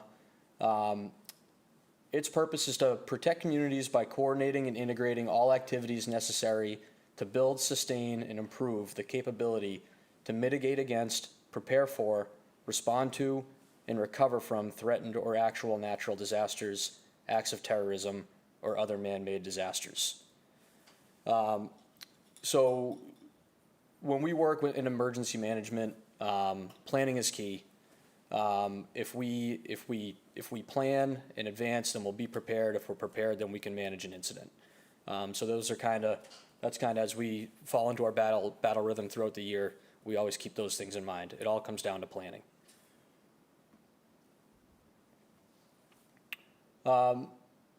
So some general roles and responsibilities of emergency management, that's kind of our general purpose statement. This is a little bit more task oriented. Emergency management, one of their critical functions is to make a determination on whether or not to activate and then oversee the emergency operations center in town. So as whether we have a planned event, a non-emergency event, something like First Night or 4th of July, or whether it's a forecasted weather event or an unexpected emergency, the emergency management director, which will be myself starting in December, would be the person who makes the determination to stand up the EOC or not. Once the EOC is stood up, their general purpose in the EOC is to coordinate response and recovery efforts between multiple agencies. at the forefront of all the decisions that come from emergency management, it's always about life safety. That's always our number one priority.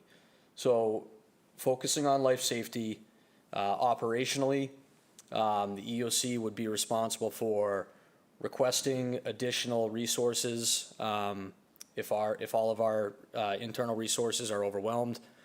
We have state agencies and regional resources that we can activate to get more resources into town to help us manage an incident, and to deploy existing resources in town. Another function of the EOC is to identify the need to stand up a personal care site, and then to collaborate with our regional partners to determine, we filter information up to the regional partners to which will help drive their decision on whether or not they're going to stand up shelters across the Cape and Islands. And then lastly, well, not lastly, but the last main function we're going to focus on tonight is just the procurement and maintenance of critical supplies, and making sure that stock level stays adequate. Obviously, with the pandemic, that was a huge function of the EOC, was making sure that our town PPE supplies remained adequate. And then an overarching goal of the EOC is to make sure that we're maintaining our staff and volunteer, as well as our resident situational awareness of the event we're dealing with, and maintaining staff operational readiness. So this is kind of our who's who. This is our emergency management team leadership. We have our Chief Municipal Officer, Town Manager Jill Goldsmith, the Emergency Management Director, which is the Fire Chief, currently Dave DePasquale, through the end of the month, and then I will take over that role on December 1st. Once we name a new Deputy Fire Chief, they'll serve as a Deputy Emergency Management Director. We have KZ, our Emergency Manager, and then also in Deputy Emergency Management Director roles, we have our Harbor Master Stu Smith and our Police Chief Mike Anderson. And then finally, we have our Public Information Officer, Town Manager, Executive Secretary Shauna Neely. So our partnerships. So planning is so much easier when you have good partners. And we are fortunate in this area, both internally in the town of Chatham and across the region, across the county, to have outstanding partners. So regionally, public safety, we maintain mutual aid agreements with our surrounding towns. On the fire side, we have one of the most robust mutual aid systems in the Commonwealth.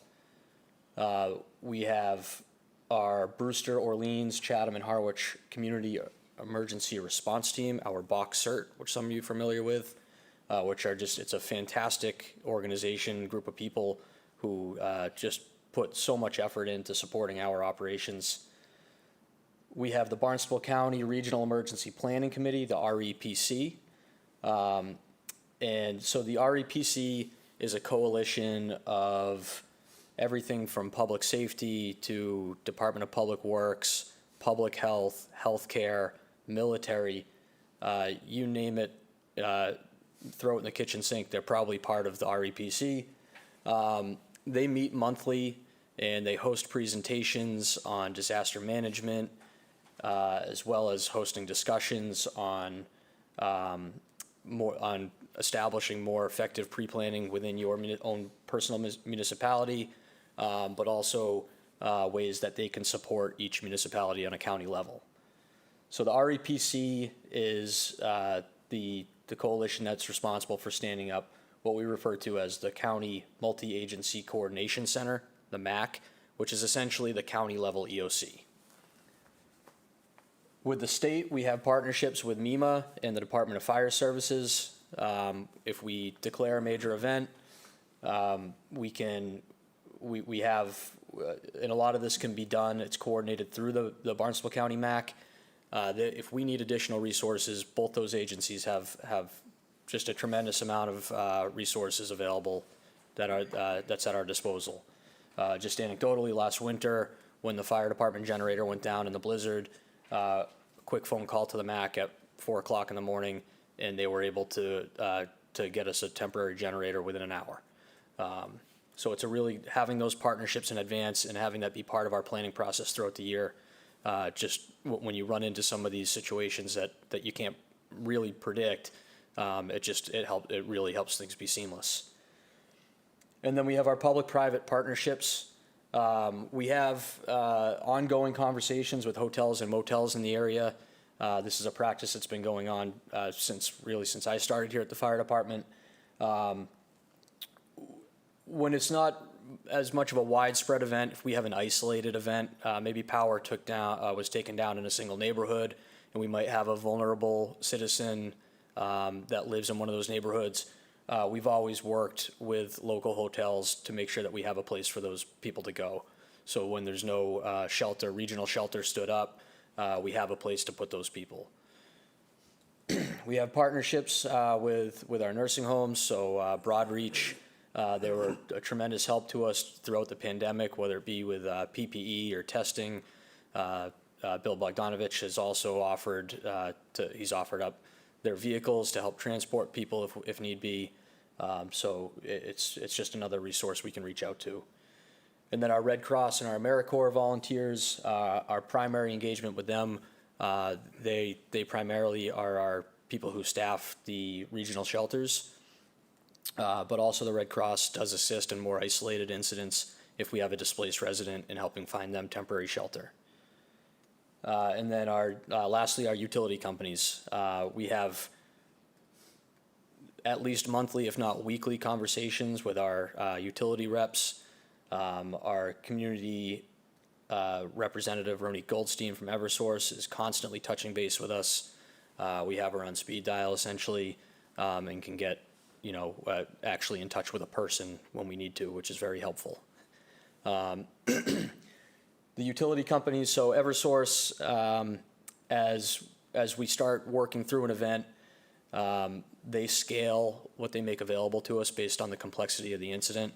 So if it's just a very isolated event, we go through the normal channels of just requesting a crew to come down and check it out. If it's a forecasted weather event, Eversource activates their emergency response plans, which would trigger us getting a regional representative. Usually they're handed about a handful of towns to kind of liaise with. And then if the storm turns into something bigger, more complex, and we have widespread outages in town, then they would designate a representative to us, and they'd be positioned right in the EOC in town.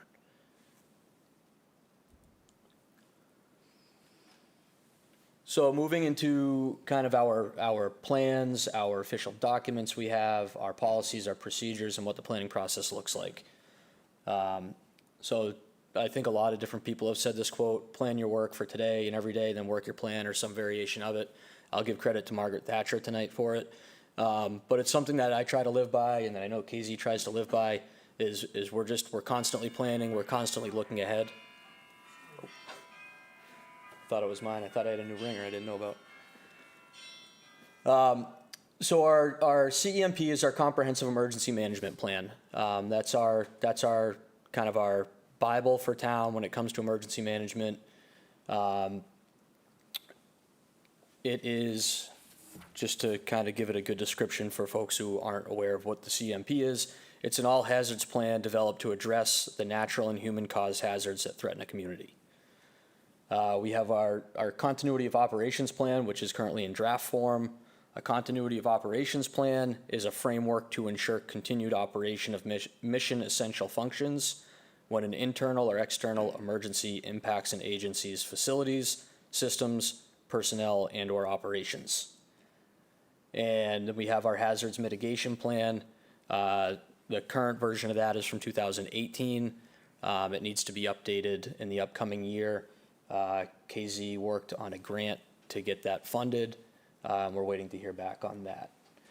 The hazards mitigation plan is, it forms the basis for a community's long-term strategy to reduce disaster losses. So those are kind of our formal documents and our plans that we either have in place or are working towards. Our local emergency planning committee, that's basically Chatham's version of the REPC, the county level REPC. So this consists of department heads. They meet quarterly. And then we have our emergency management working group in town, which meets monthly. So some of the things that come out of our emergency management working group is identifying vulnerable populations in town, residents that might need special assistance if a storm were to arise. Just to give you some examples of people that might be part of the working group. There's representatives from police, fire, the harbor master, building commissioner, DPW. We have a CERT representative on there, people from public health, Center for Active Living, and then our external partners like Broadreach, the county, and the schools. So again, they meet monthly. It's really, again, it's a working group. It's a lot of brainstorming sessions and coming up with, different information that have come across their particular departments that they can share across other departments that help just help us be a little bit more prepared when an emergency occurs. I spoke to the Barnstable County Regional Emergency Planning Committee already. Part of our planning is also ongoing strategy discussions with our public-private partnership representatives. As I mentioned, agencies, organizations like Broadreach, the nursing homes, our utility representatives, hotels and motels, and anybody else that we partner with that can offer assistance locally during an emergency. So those are kind of our planned ongoing groups, committees, and plans that help drive some of our decision making when we have an emergency situation. Our pre-event collaboration with local and regional partners. This is when we start to kind of accelerate our planning for a forecasted event. So a little difficult to see on the right, but this is a pre-event checklist. So the pre-event checklist it's really just an agenda for our meetings when forecasted events or forecasted storms are coming our way. We start getting information filtered down to us on the local level from MEMA, from the county, as soon as they know that there's a storm on the way. So, hurricane approaching Florida, still 3 days out from Florida. We're already getting notifications. Be on the lookout. Start to increase your awareness. As things get closer, those notifications start to ramp up. When we get a few days out from a storm and we start to have increased confidence that we're going to have an impact from a storm, that's when we would generate our local team meeting. And that's the pre-event checklist kind of drives that meeting. Typically, KZ, our emergency manager, would spearhead these meetings. It starts off with just a roll call. That's where you can see kind of all those check boxes in item number 2 towards the top. That's just a list of all our town departments, our secondary stakeholders, IT department, coastal resources, building commissioner, parks and rec, and then our external partners. So that's just kind of a roll call. From there, we go into a weather statement or a situation report on whatever we're having this meeting for. At this point, we've already had meetings with briefings from the REPC at the county level, so we would already know what their intentions were on standing up their MAC, the county level EOC, and what their intentions at that point are on sheltering, on opening up regional shelters. So we take that information and we start to digest it all at these meetings, and we make a determination at that point. The emergency management director would make a determination on whether or not we were going to stand up our local EOC. And then we move on to a conversation about personal care sites and sheltering and the need to stand up a personal care site in town. From there, we go department by department. It's an opportunity for each department to discuss their staffing levels and any challenges or needs that they might have, so we can start formulating notes for the EOC so they can start collaborating on the county level to bring in additional resources if we need it.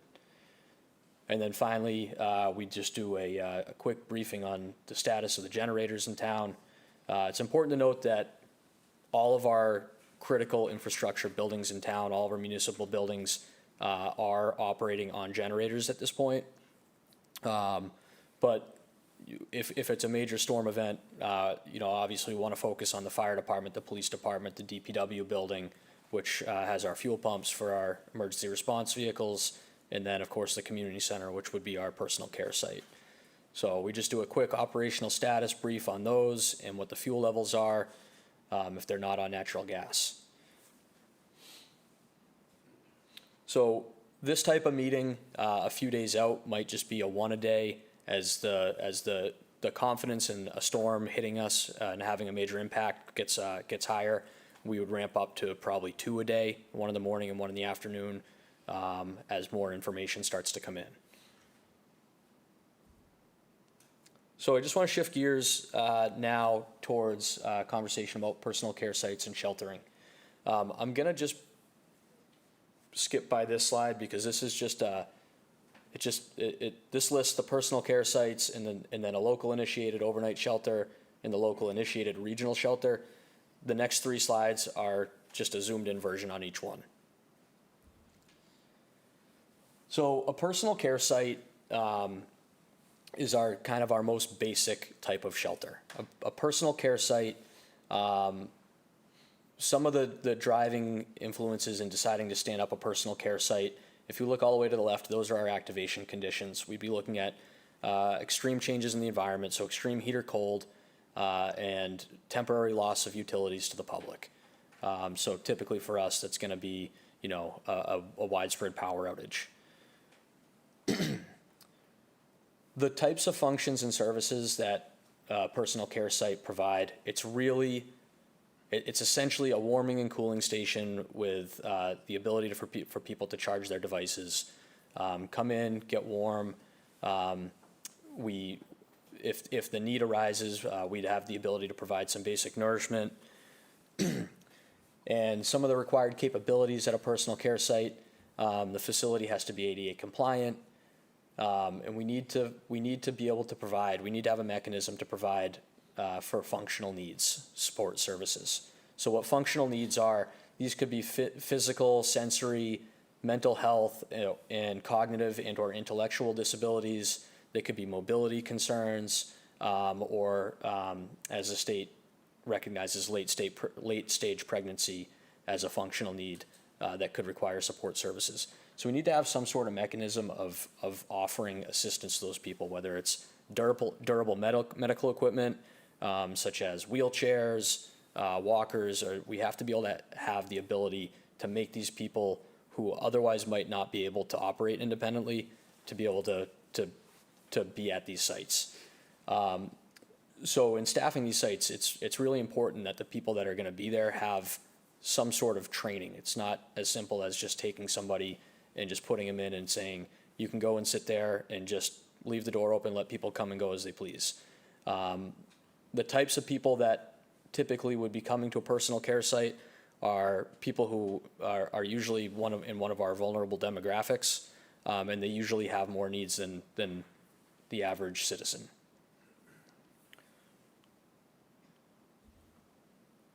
A local initiated overnight shelter, everything that's non-bold and in italics, that's all the stuff that was listed at a personal care site. So it needs to meet all those requirements. The additional things that's required for an overnight shelter is it needs to provide for a dormitory, it needs showers, it needs to have a kitchen and be able to provide full meals. You need to account for security of the facility, medical resources, and also pet sheltering services. So some activation conditions that would trigger opening an overnight shelter would be short to moderate term residential displacement, moderate to major residential destruction, and extended loss of utilities to the public. So that's our local initiated overnight shelter, and the local initiated regional shelter is exactly the same thing. It's just done on a regional basis. So it would traditionally be activated and supported at the county emergency management level. So going back to our REPC and our multi-agency coordination center, they would be they would be the ones to determine whether or not to stand up these regional shelters. So for our regional shelters across the Cape, there's 6 of them. The closest in proximity to Chatham, which would be the one that most of our residents would utilize, would be at Cape Cod Regional Technical School in Harwich, which, as I'm sure everybody's well aware, is a brand new facility, state of the art, just an unbelievable facility. I just dropped a pin on the map up there just so we can see where it is located on the map. It's right off the old exit 10 on Route 124 in Harwich, if you're not familiar. Nauset Regional High School I have highlighted in yellow because the county is unsure that site is a little bit in limbo going into this winter. They're not sure what's going to happen with the construction projects there. Now, unfortunately, going back to last year, Cape Tech wasn't functional yet. It was a brand new building, had just opened, and it wasn't ready to operate as a shelter. Nauset Regional High School was. So last year, Nauset was our primary regional shelter. That's changing this year. Now it'll be Cape Tech. And then those are the other regional shelters across the Cape. One at Barnstable Intermediate School, one at Dennis Yarmouth High School, one at Falmouth High School, and one at Sandwich High School. So for the town of Chatham, these are our personal care site and shelter designations. Our personal care site, our primary location is going to be the Chatham Community Center. The Chatham Community Center currently operates, we have a portable generator with a storm switch hookup. It does require a manual hookup to run that generator. I'll get into the updates on generators in a little bit. But we do have a generator that powers that building. We are working towards building a bigger cadre of staff and get them the appropriate training. And we're always looking for additional volunteers. If there's anybody in the community, please reach out to myself or KZ, and we can help identify some of the training that you might need in order to help staff a personal care site. We have local partnerships. Recently, we were approached by St. Christopher's Church and Redemption Rock to have conversations about how they can support the community. St. Christopher's Church approached us a couple months ago, well, about a month and a half ago now. The reason for them approaching us was not necessarily about winter storms. It was about the migrant situation on the vineyard, and they just had questions about what they might be able to offer if we were to have a similar situation occur in Chatham. They came to the station. We had a great conversation between Chief DePasquale, myself, and KZ, and we were able to kind of break down for them what we went over in the slides here, the difference between a personal care site and a shelter. And they quickly realized that offering a shelter overnight at the church was a little bit unrealistic for them. However, they were very interested in learning more about opening their doors during winter storms or whatever the situation might be. And they're going to, I believe, follow up with us. They left it as though they're going to follow up with us in regards to getting some training to be able to support their parishioners or anybody else in the community that might want to go to the church during one of these events. Redemption Rock, I had a conversation with representatives from that church this week. They have a meeting coming up, and then will be following up with me to schedule something with me. They don't currently have a generator on site, but they are looking into getting one. However, they feel as though they're in a good position on the grid where they don't typically lose power. So they feel comfortable with their facility there, and they will also want to learn more about what they can do to support emergency management and support the community. The regional shelter, as I mentioned, is at Cape Cod Technical High School in Harwich. I mentioned before with our public-private partnerships, we have constant collaboration with local hotels to help deal with some of the isolated incidents we see throughout the year where it's not as widespread of an issue. The collaboration with the local hotels, there have been instances in the past where there's somebody that might not be suitable to go to a regional shelter. For example, last winter, we had somebody with a two-day-old child with no power at their home, and it was cold. So, when they called looking for help on where they could go, the regional shelter probably wasn't the best spot for them. So we were able to leverage those partnerships we had and find them a place to go overnight. And then, sheltering on the grassroots level, there can't be enough said about this, to just really, really pay attention to your neighbors, your family, your friends, your family, your loved ones. If you have the capacity to bring somebody into your home, even if it's just for a few hours or a night, we're always encouraging that. Transportation, this has always been a little bit of a hot button issue and a huge challenge during these storms. But just some updates on our transportation plan. The Regional Transit Authority, the Barnstable County REPC has agreements with the Regional Transit Authority, the RTA, to bus people to regional shelters. So when there's a storm declaration and the REPC stands up a regional shelter, that triggers that agreement with the RTA as well. So if we can get people to a central location in town here, we make a call over to the MAC, we say we have X number of people that need to get to shelter, they send a bus over and they'll bring them over to the shelter for us. We also have engaged in conversations with the Center for Active Living and Leah Lacrosse and Debbie Mayhew over the use of the Center for Active Living vans in town. We've had conversations with the CERT team, and the CERT team's exploring ways that they can support transportation, whether it's through other town vehicles or those Center for Active Living vans. And lastly, for transportation, typically when there's a major storm declaration, under normal conditions, ambulances really can only transport people to a hospital, but the Office of Emergency Medical Services for the Department of Public Health for the Commonwealth typically offers us an ambulance waiver to allow us to move people around town in an ambulance. So I guess the punchline with transportation is if you need to get somewhere and you can't drive yourself, if you don't have transportation, you call the EOC and we'll arrange the transportation for you. We'll get you where you need to go. Along those same lines, if you're home and you're cold and you're worried and you're scared and you don't feel comfortable at home, call the EOC. If the EOC hasn't been stood up, call 911 and we will get you to where you need to go. We'll find a safe place for you. So shifting gears into public messaging, we have our Town of Chatham designated public information officer, Shauna. Shauna will drive most of the messaging when it comes to these major events, these major storms, or any other type of emergency the town might face. The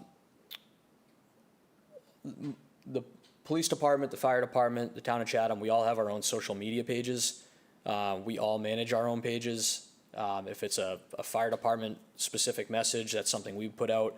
But we've made the decision that when there's an event like this, to have common messaging, it's all that messaging will kind of go through Shauna and will be shared out on our multiple platforms, so that it's just a common message being sent out. We have our Rave Alert system. That's our graphic on the right. Essentially, the Rave Alert is the reverse 911 emergency notification system. We can also use it for smaller scale emergencies, broken water mains, et cetera, that sort of thing. That is an opt-in system. You have to sign up for it. We have a good number of people in town signed up for it, but I know there's still more out there that aren't. You can do that online through the town's website. There's a link on the homepage, there's a link on the fire department page, and there's a link on the emergency management page. If you don't have a computer, you don't have internet access, you can call the fire department and I'll get you signed up. So we would use that system to broadcast emergency messages. So if we had a major storm on the way forecasted and the decision was made to activate the EOC and activate a PCS, we're really going to focus on being proactive with those messages and getting them out early, because we are aware that once people lose power and their devices, the battery drains down, they might lose access to information. So we will have a proactive approach to messaging. Other ways you can get your information is through Channel 18, the local radio. So as emergency operations centers are stood up locally, we take our information, we send it up to the multi-agency coordination center through the county. We tell them that we have an EOC established, what the number is, and whether or not we've stood up a PCS. And then that information gets broadcast out all in one message across the county through local radio stations. And they've essentially contracted out with almost every radio station that you'll have access to here on the Cape. Just a quick note on the local radios. So I'll get into the emergency kit on the next slide, but just make sure, sometimes you have to go old school in these situations. So if you don't have one of the old battery powered radios, it's a good idea to have that as part of your emergency kit. Make sure you have batteries to support it. Because once your phone dies, you're not going to get these notifications anymore. You won't have access to Channel 18, and you won't have access to the internet. So the last line of defense could be the old school battery powered radio. And then lastly, on public messaging, I hit on this in the last slide, but I'll just reiterate, make sure you're checking on your neighbors and on your friends and family. Sometimes, that's people's really only means of communication is what they hear from their neighbors. So if you know you have a neighbor who's particularly vulnerable, lives alone, is older, has mobility issues, make sure that you're helping them prepare, and then do the same with your friends and family. So with all emergency preparedness, we do all this stuff at a town level, but there always needs to be some level of personal accountability. In today's day and age, most storms aren't sneaking up on us. So you need to be prepared. You need to be prepared before the storm. As the storm's approaching, it's not the time to start preparing yourself. So it needs to be something that you need to be proactive about. These are kind of the three tenets of preparedness, of self-preparedness from the American Red Cross: make a plan, build a kit, and stay informed. So part of making a plan, the first bullet you see there is plan for our most likely emergencies. So living on the Cape here, we know that that's going to be nor'easters and blizzards and potential hurricanes and tropical storms. Unfortunately, it now includes tornadoes. But typically it's not going to be an earthquake. There is a common Right. there is a common picture with all those types of emergencies, though. They all present the possibility for the need to evacuate.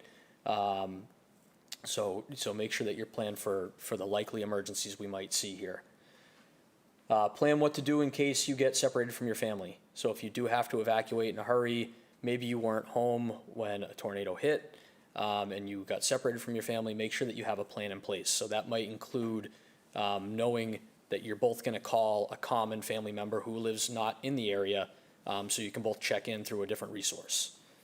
Plan what to do if you have to evacuate. So know what your options are. Know what the town's plan is for a personal care site. Know what the regional plan is for a shelter. And pay attention in advance of the storm to make sure you have that information in your fingertips. Plan for everyone in your home. So if you have little ones, older ones, folks who are mobility or cognitively impaired, make sure they're part of your plan. Pack for them, have the stuff that they're going to need as well as the stuff that you're going to need. And then make sure that you communicate that plan to your loved ones. All right, so that shouldn't be done reactive to a major emergency. It should be done in advance. Let them know what your intentions are if the storm gets bad or if the event gets bad, so they know where to expect to look for you. As far as building an emergency kit, your emergency kits should be good for the first 72 hours. Things that you'd want to include in that would be nutrition, so some food and water, basic hygiene products, any medications that you're going to be relying on. There's your radio, your old school battery powered radio. Make sure that you have batteries for anything that requires batteries. A few days worth of clothing, an emergency blanket, and then copies of personal documents. So depending on where you end up, you might need to prove your residency, that sort of thing. You might need some sort of ID. So some copies of your personal documents are important to have in part of your emergency kit. And then this isn't part of your kit per se, but make sure that if you have a generator at home, make sure that that's fueled up in advance, and make sure that you fill your vehicle up with fuel. Both in case you need to evacuate, but also the gas stations around, if we have a widespread power outage, they might also lose their power and not be able to provide fuel to anybody. So get ahead of the game, fuel up your vehicle, fill it all the way, as expensive as it is. And then lastly, stay informed. So we touched on the access to information. Make sure you're staying in touch. Just a couple programs I'll touch on real quick. We've talked about in the past is our police department's reassurance program and our police department's special assistance program. They're both phenomenal, free programs. It's a quick enrollment process. You can call the police station, they'll get you signed up pretty quick. The way the reassurance program works is you're supposed to call the police station by a certain time each day. If you don't call in, they'll call you. If you don't answer, they'll send a police officer to your house to make sure you're okay. Special assistance list operates a little bit in a similar way, but the special assistance list is something that the emergency management working group is constantly working towards updating, and that identifies some vulnerable people, some vulnerable residents in town. One of the big things when the special assistance list was, when that program was created, and I'll look at the chief here, was we had folks in town as we were getting major snowstorms and the snow drifts would block exhaust vents, dryer vents, and that sort of thing. And there was a big concern about carbon monoxide backing up into the house. And we had folks that were mobility impaired or too old, and they just didn't have the capability of going and clearing those vents on their own. So that's something that we kind of built into that special assistance list. If we had a major storm, we can go check on these people, make sure that their vents are cleared, make sure they're okay. So I just wanted to put that plug in for the police department on those two great programs. And then part of staying informed requires you to make sure your devices stay charged, and also download any utility company apps. So, our Eversource and National Grid apps, they provide a mechanism for you to be able to report outages, but also get real-time feedback on progress that they're making in restoration. So just some quick updates that we saw in 2022. As I said before, the Chatham Community Center generator currently operates on a portable generator requiring hookup prior to use. It's on site, it's right there, it's a quick hookup. We did, however, receive capital funding for FY23 to install a new permanent generator on site, which will both increase the capacity over there and the reliability. So that would operate on an automatic transfer switch. It's a diesel generator, 200 kilowatt, has a little bit more capacity for the building. Right now, the portable generator falls short of being able to run the chillers. Stu, correct me if I'm wrong. In the building, it does provide heat, just doesn't necessarily provide the air conditioning that we'd like to provide. So it will increase capacity there, and of course reliability as that portable generator gets older and older. That will allow us to utilize that portable generator in other areas of town as a backup, however, which brings me to the fire department generator storm switch. That's a project we're working on right now, kind of in response to last winter's loss of our generator during the blizzard at the fire department.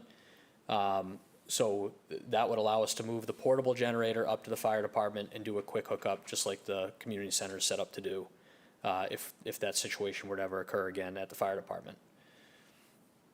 And then the last update is just on staffing. So looking for additional staff for personal care sites in the emergency operations center. They aren't tasks that can be done by just two people. We need to develop a little bit more bench strength.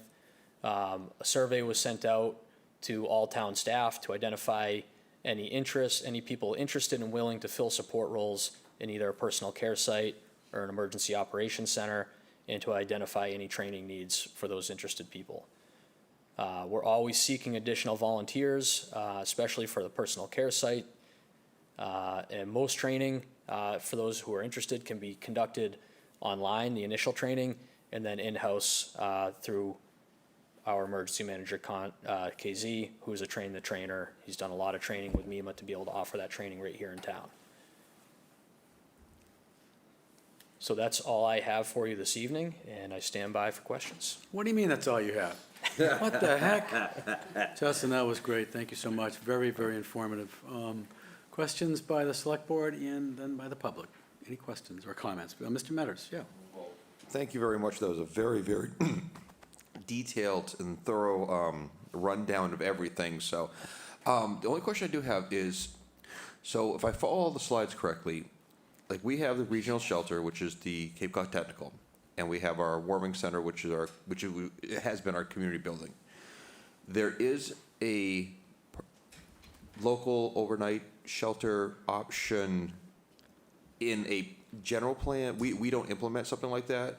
Is that primarily because of staffing? Is it? It's primarily because of the facility. So I'll just go back up. So again, these two slides, they're essentially the same. It's just one would be a local option, one's the regional.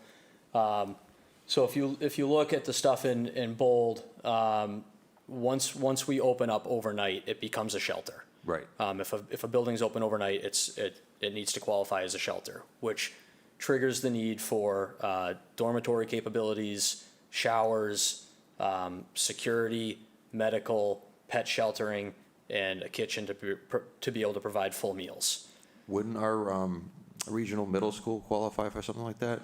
So the problem with with the regional middle school, that would be probably the only building in town that would. I've had conversations over the years with Scott Carpenter, who's directed me to Rick Travers, who's the facility director for the district. They don't have the generator capacity. Really, the school's generators, all they do is they operate emergency lighting and the boilers for the hot water, which essentially just keeps the pipes from freezing. So it doesn't run the blowers for the heat, so it doesn't really provide heat for the building. It keeps it warm as kind of a accidental. It's kind of accidental heating from the just radiant heat from the hot water from keeping the pipes from freezing. Okay, I know it's going to be a big question of why don't we have a local overnight shelter, and why? So, but thank you. Yeah, the facility is the primary reason why. Okay, for sure. I'm going to go to Dave DePasquale. Chief, you're on there with your hand raised. Yeah, thank you very much, Mr. Chairman. First of all, how awesome is my predecessor? Successor. Successor, yeah, I'm sorry, successor.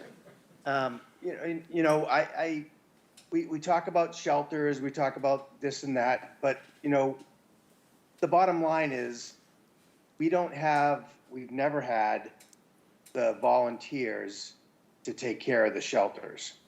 So, we have beaten this drum so many times, and I just want to say that I think we should, take our, I'm sorry, this is something that's bothered me forever.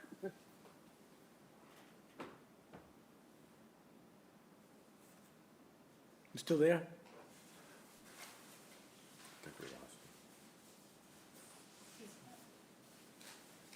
Dave, you're muted. Dave, you're on mute. Okay. All right. I think Mr. Nicastro had something to say. Mr. Nicastro. Thank you, Mr. Chairman. Oh, the chief is back. Chief, you back? Yeah, I'm sorry. Yeah, it's okay. I don't know how I lost you, but, one of the things, the shelter thing, I know there's people in town that want us to make the community center a shelter, and it's never going to be a shelter. We brought in MEMA. They did an assessment of all the buildings in town, and, they decided that, the community center would be a great warming center. And, the problem is we don't have the volunteers for any of this. So, now that we have, Cape Cod Tech, it's the most beautiful facility in the world.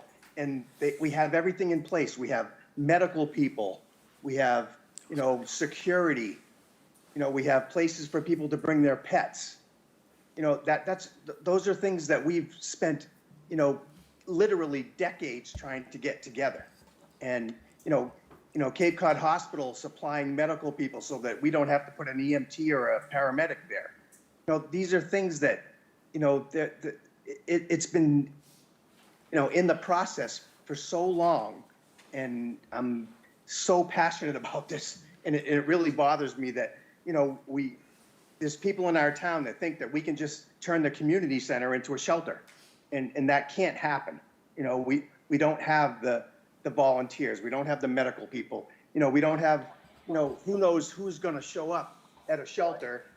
They don't even have to prove that they're a Chatham resident, and, are you going to, be, laying down next to somebody that you don't know who they are? And, and we don't have a place for, pets to go. If you have a pet and you're going to go to a shelter, you're going to bring your pet if the shelter allows it, or you're not going to go to the shelter. And these are all things that we have really worked so hard to, to get in place, and they're in place. And let's use the community shelters. Let's filter the noise. The noise is, that we can do this ourselves, and we can't, unless you want to go to the school committee and say, hey, let's turn the middle school into a shelter, and let's put a, $200,000 generator in there, and let's try to find volunteers. And, we have that. And it's literally 7 miles from town. People that live in River Bay, it's the same distance to go to Cape Cod Tech as it is to go to the community center. And we have people in our town that think going to Cape Cod Tech is such a big deal. It's not. It's really not. I know I sound impassioned. I'm sorry, but this is something that I've been dealing with forever. And I have to say, new Chief Tavano has done a phenomenal job, and, we are so lucky to have him. That's all I have to say. Thanks. Thank you, Chief. Thanks for your comments. Appreciate it. Mr. Nicastro, you were going to speak. Thank you, Mr. Chairman, and thank you, Chief. Also, Justin, that an excellent and comprehensive presentation. I appreciate that. And I'll just add, with respect to the tech school, I happen to have been there recently for a meeting, as were several others on this board. It's an impressive building. It really is. It's huge, too. And everything's nice and new. I just wanted to ask a couple of particulars. What is the target date for getting the permanent generator at the community center? Because it's in the budget. So it's been ordered, and everything's backed up a little bit. So it's looking like it should be installed by the late spring, early summer of '23. And that will have its own transfer switch? Yep. Okay, so it'll be a standby. With respect to getting people to the shelters, and we heard this concern expressed during the last winter storm season. So you have, when Verizon is down and the cell phone services are down, and you have a couple of feet of snow, and you're stuck in your house with no heat, no light, how does that person communicate to you? Let's assume there's no neighbor, and let's assume it's not someone on the police department list. How do they No, they want to go to a shelter. How do they communicate? So that's an incredible challenge. I think the first line there is if their only reliable way to call out was cell phone, is to make sure that you're not using your phone for entertainment and saving that battery as much as you can, so that you can make an emergency call. That's a really tricky one. I think this all comes down to your own personal accountability, like I addressed, and making sure that you have a plan in place. So make sure that people are checking on you. I know you referenced, you don't have a neighbor, so you don't have somebody nearby that can check on you. But if you've communicated with somebody who maybe they don't even live in the community, a family member who lives on the other side of the state, and say, I'm going to check in with you every 3 hours. If you don't hear from me, there might be something wrong. We get calls like that all the time in storms, or in times of crisis, or maybe not even a time of crisis. Just somebody hasn't heard from a family member for a few days and they're worried. The police are going to those calls constantly. Of just, hey, I haven't heard from my grandmother in a couple days and I'm just worried. And they go, and grandma just didn't feel like checking in with anybody for a couple days. But that would be a good component to build into your personal plan, to have somebody that you could check in with and say, I'm going to call you every couple hours, and if you don't hear from me, please call the police or call the fire department so they can come and check on me. And then we would do that. So let me just put out a hypothetical, or it probably was a real situation in the past. So you've got an oncoming significant storm, and is the availability of the regional shelter known in advance so that the person can be proactive and contact the emergency center or the police department and say, hey, this is who I am. I'm if the power goes out and I don't have cell service, phone service, I'd like you to check on me. Yeah, and typically the calls we get calls similar to that all the time, and they're typically for people that rely on medical equipment that requires power, whether it's home oxygen or some other device. But yeah, the county would typically, there is some unpredictability with the storms, obviously, the timing of them, the impact. But the county level and at the local level, we digest the information we have available to us the best we can. And try to make a proactive decision so we can communicate that out. Once we have that information from the county, once they've made a decision to stand up the regional shelters, that'll be communicated out through those multiple platforms that I referenced in that public messaging slide. And the local partnerships, the hotels, and are we finding significant cooperation among? We are. There's I don't want to say there's reluctance on their part to enter into a formal written agreement, but they have to protect their business as well to some degree. We don't know when the storm's going to hit, so if we had a written agreement with a hotel in town or close by, and it happens to be coming New Year's Eve weekend, they might be completely booked, so they might not be able to fulfill their obligation that our written agreement said that they'd fulfill. With that being said, most hotels, when it's not a holiday weekend, aren't at capacity in the wintertime. So they know that they're going to have rooms available to us. We have communication with them as part of that planning process leading up to the storm and say, hey, we just want to touch base. We got this forecasted event on the way. If we have any needs, are you there to support us? And it's usually, yep, absolutely. Is it voluntary on their part, or are they compensated? In the past, it's been a little of both. I can remember some isolated situations years past where it wasn't like a widespread event, where we did call them at 2:00 in the morning and said, we got somebody, we need a resident, we got to put up, and they've given a significantly reduced rate. And at that time, we were able to reach out to the Council on Aging and work with them, and they have some funds through the Friends of the Council on Aging and stuff that they can tap into to assist with that. But some of the agreements we've had more recently have been, if you have some residents that need a place to be, let us know and we'll put them up. Okay, one last question. So you and the chief explained that with respect to an overnight shelter locally, then the decision is dictated by both the facility and staffing needs. Are these also, these requirements, the required capabilities, are they dictated as well by state regulation or state Yeah, directive? so the slides you're looking at, these were copied right directly, you can see at the bottom, the source, the Commonwealth of Massachusetts statewide mass care and shelter coordination plan. So these are all kind of the state's definitions of what personal care sites and shelters are.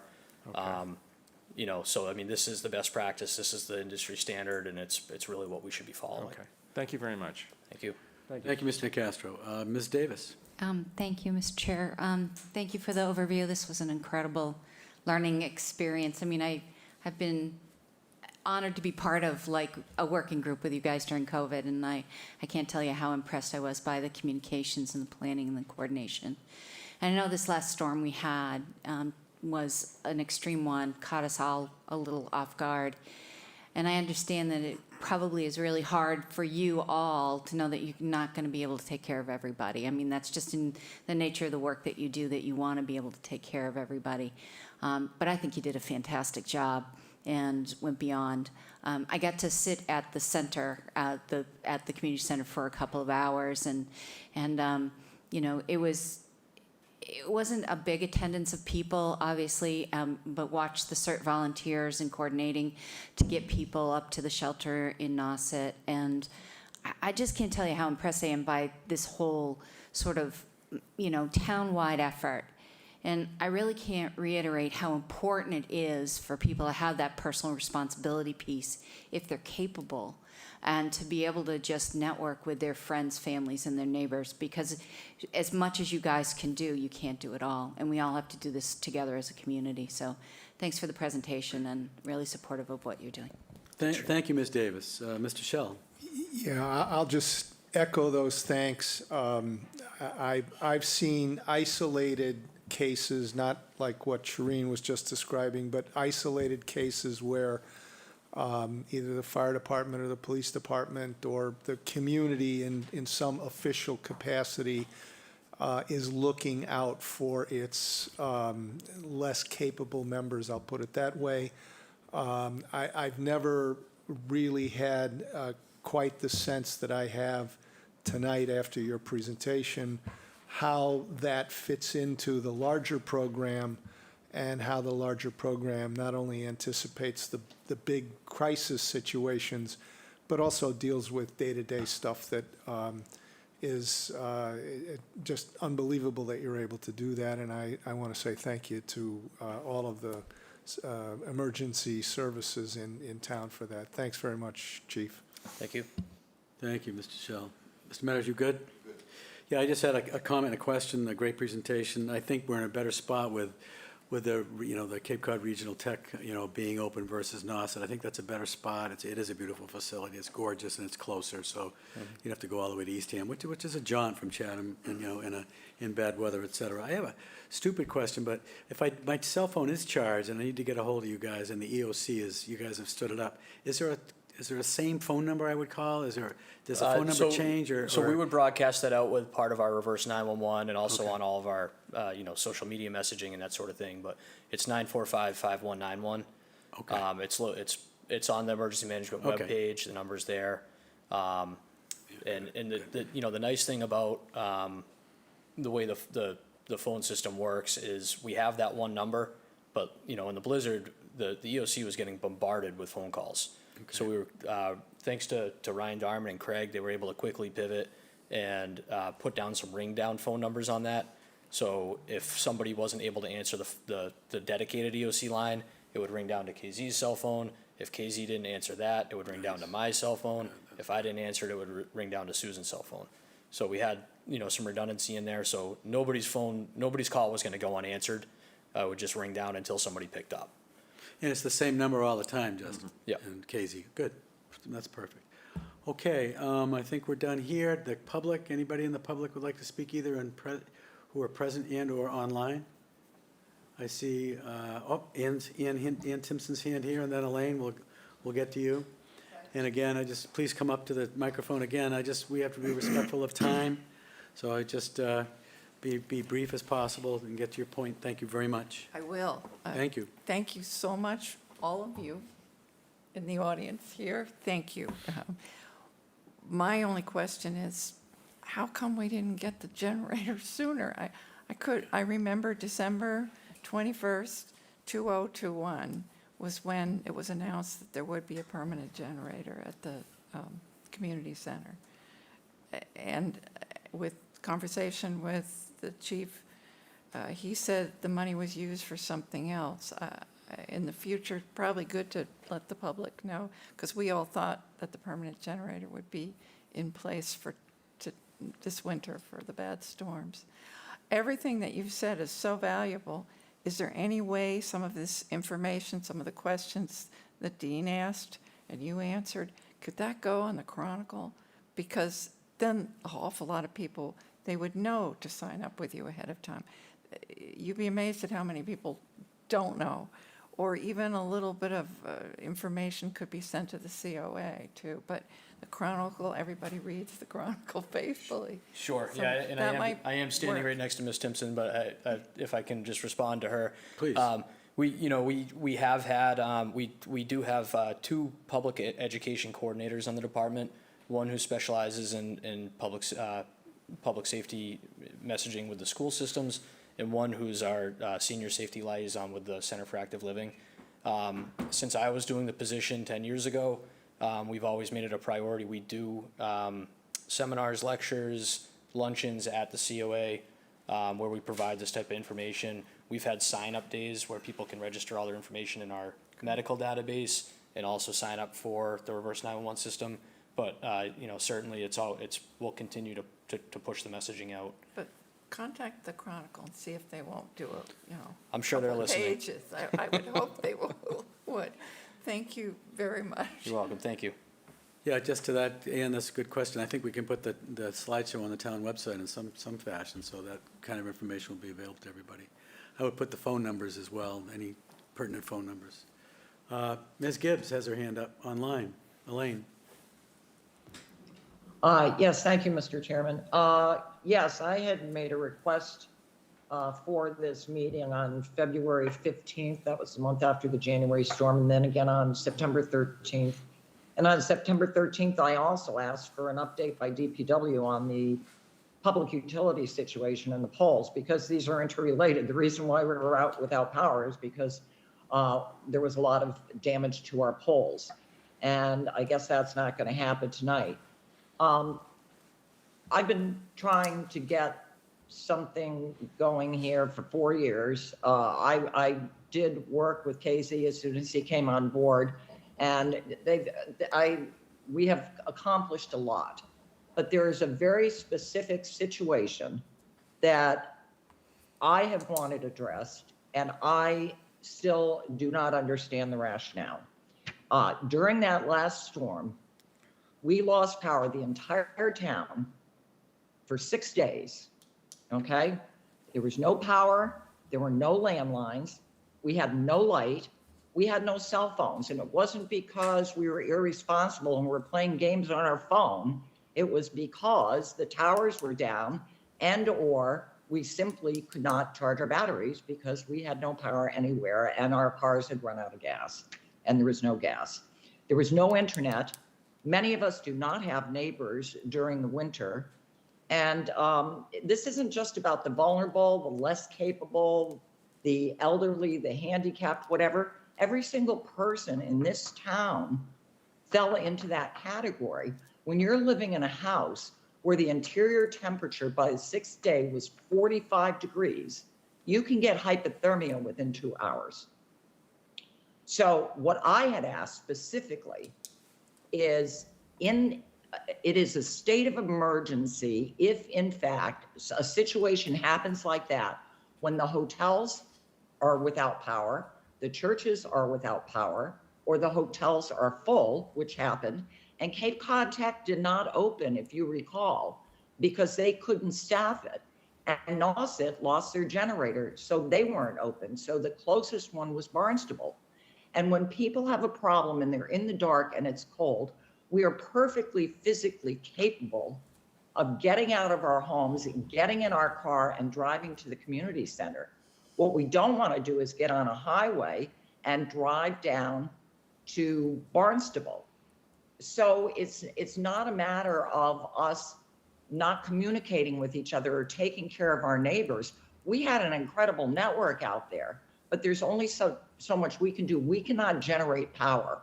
That's the utility companies. But what we can do is stay warm. We have all of our batteries and our flashlights and our radios, but the radio is not going to tell us what's going on locally in Chatham.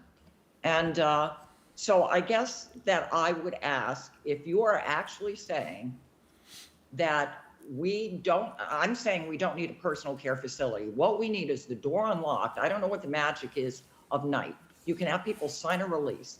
If they have their kids and they can't get off the Cape and they can't get a hotel and it's 45 degrees in their house and they are freezing, and anyone, that we should be able to go over to the community center and go inside and keep warm for 4 or 5 hours till the sun rises. You can have a sign of release that say, no, we're not going to provide you with food and shelter and dogs and pets and all that kind of stuff.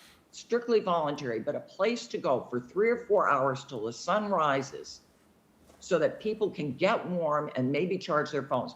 We're being told that we're going to be in brownouts this winter because we may not have enough oil and gas coming in. And so you compound this problem with that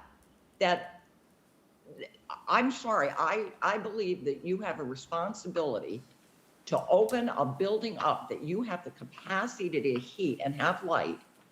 Let us we will sign releases. We're not expecting any food, but we just don't want to freeze in our homes. And we can get there ourselves. Because I think it's an absolute waste of manpower to take someone who's perfectly capable, like myself and all of my friends who are in the same position, and say, we're going to come and pick you up and take you to a shelter. That's not necessary. We don't want to drive to the shelter, but we do want to get into one of our town-owned buildings that has a generator that can keep us warm for 5 hours until the sun comes up, and then we're out of there. And if you're not going to do that, I would like to know how the state thinks we don't have liability to allow people or not to permit people to get into their own building that has heat and light when they are in the dark freezing in their homes. And it's a very small, the big plan is great, but this is a very specific situation and we need to know ahead of time it's going to open, because by the time they may even made the decision about what shelters were going to be open, we weren't told until like 8 o'clock at night that Cape Cod Tech wasn't even opening. The decisions are made so slowly at the regional level that by the time the decisions were made, a lot of people were out of power and would be for 6 days. So I know I've been repetitive over the last 4 years, but I'm very frustrated that we can't seem to make a decision on the need to open it up for a matter of hours. Again, sign a release. We only need maybe 1 or 2 personnel in there, and we'll get out of your hair when the sun comes up. Thank you. Okay, Elaine, thank you. I see David DePasquale has his hand up. David, you're on.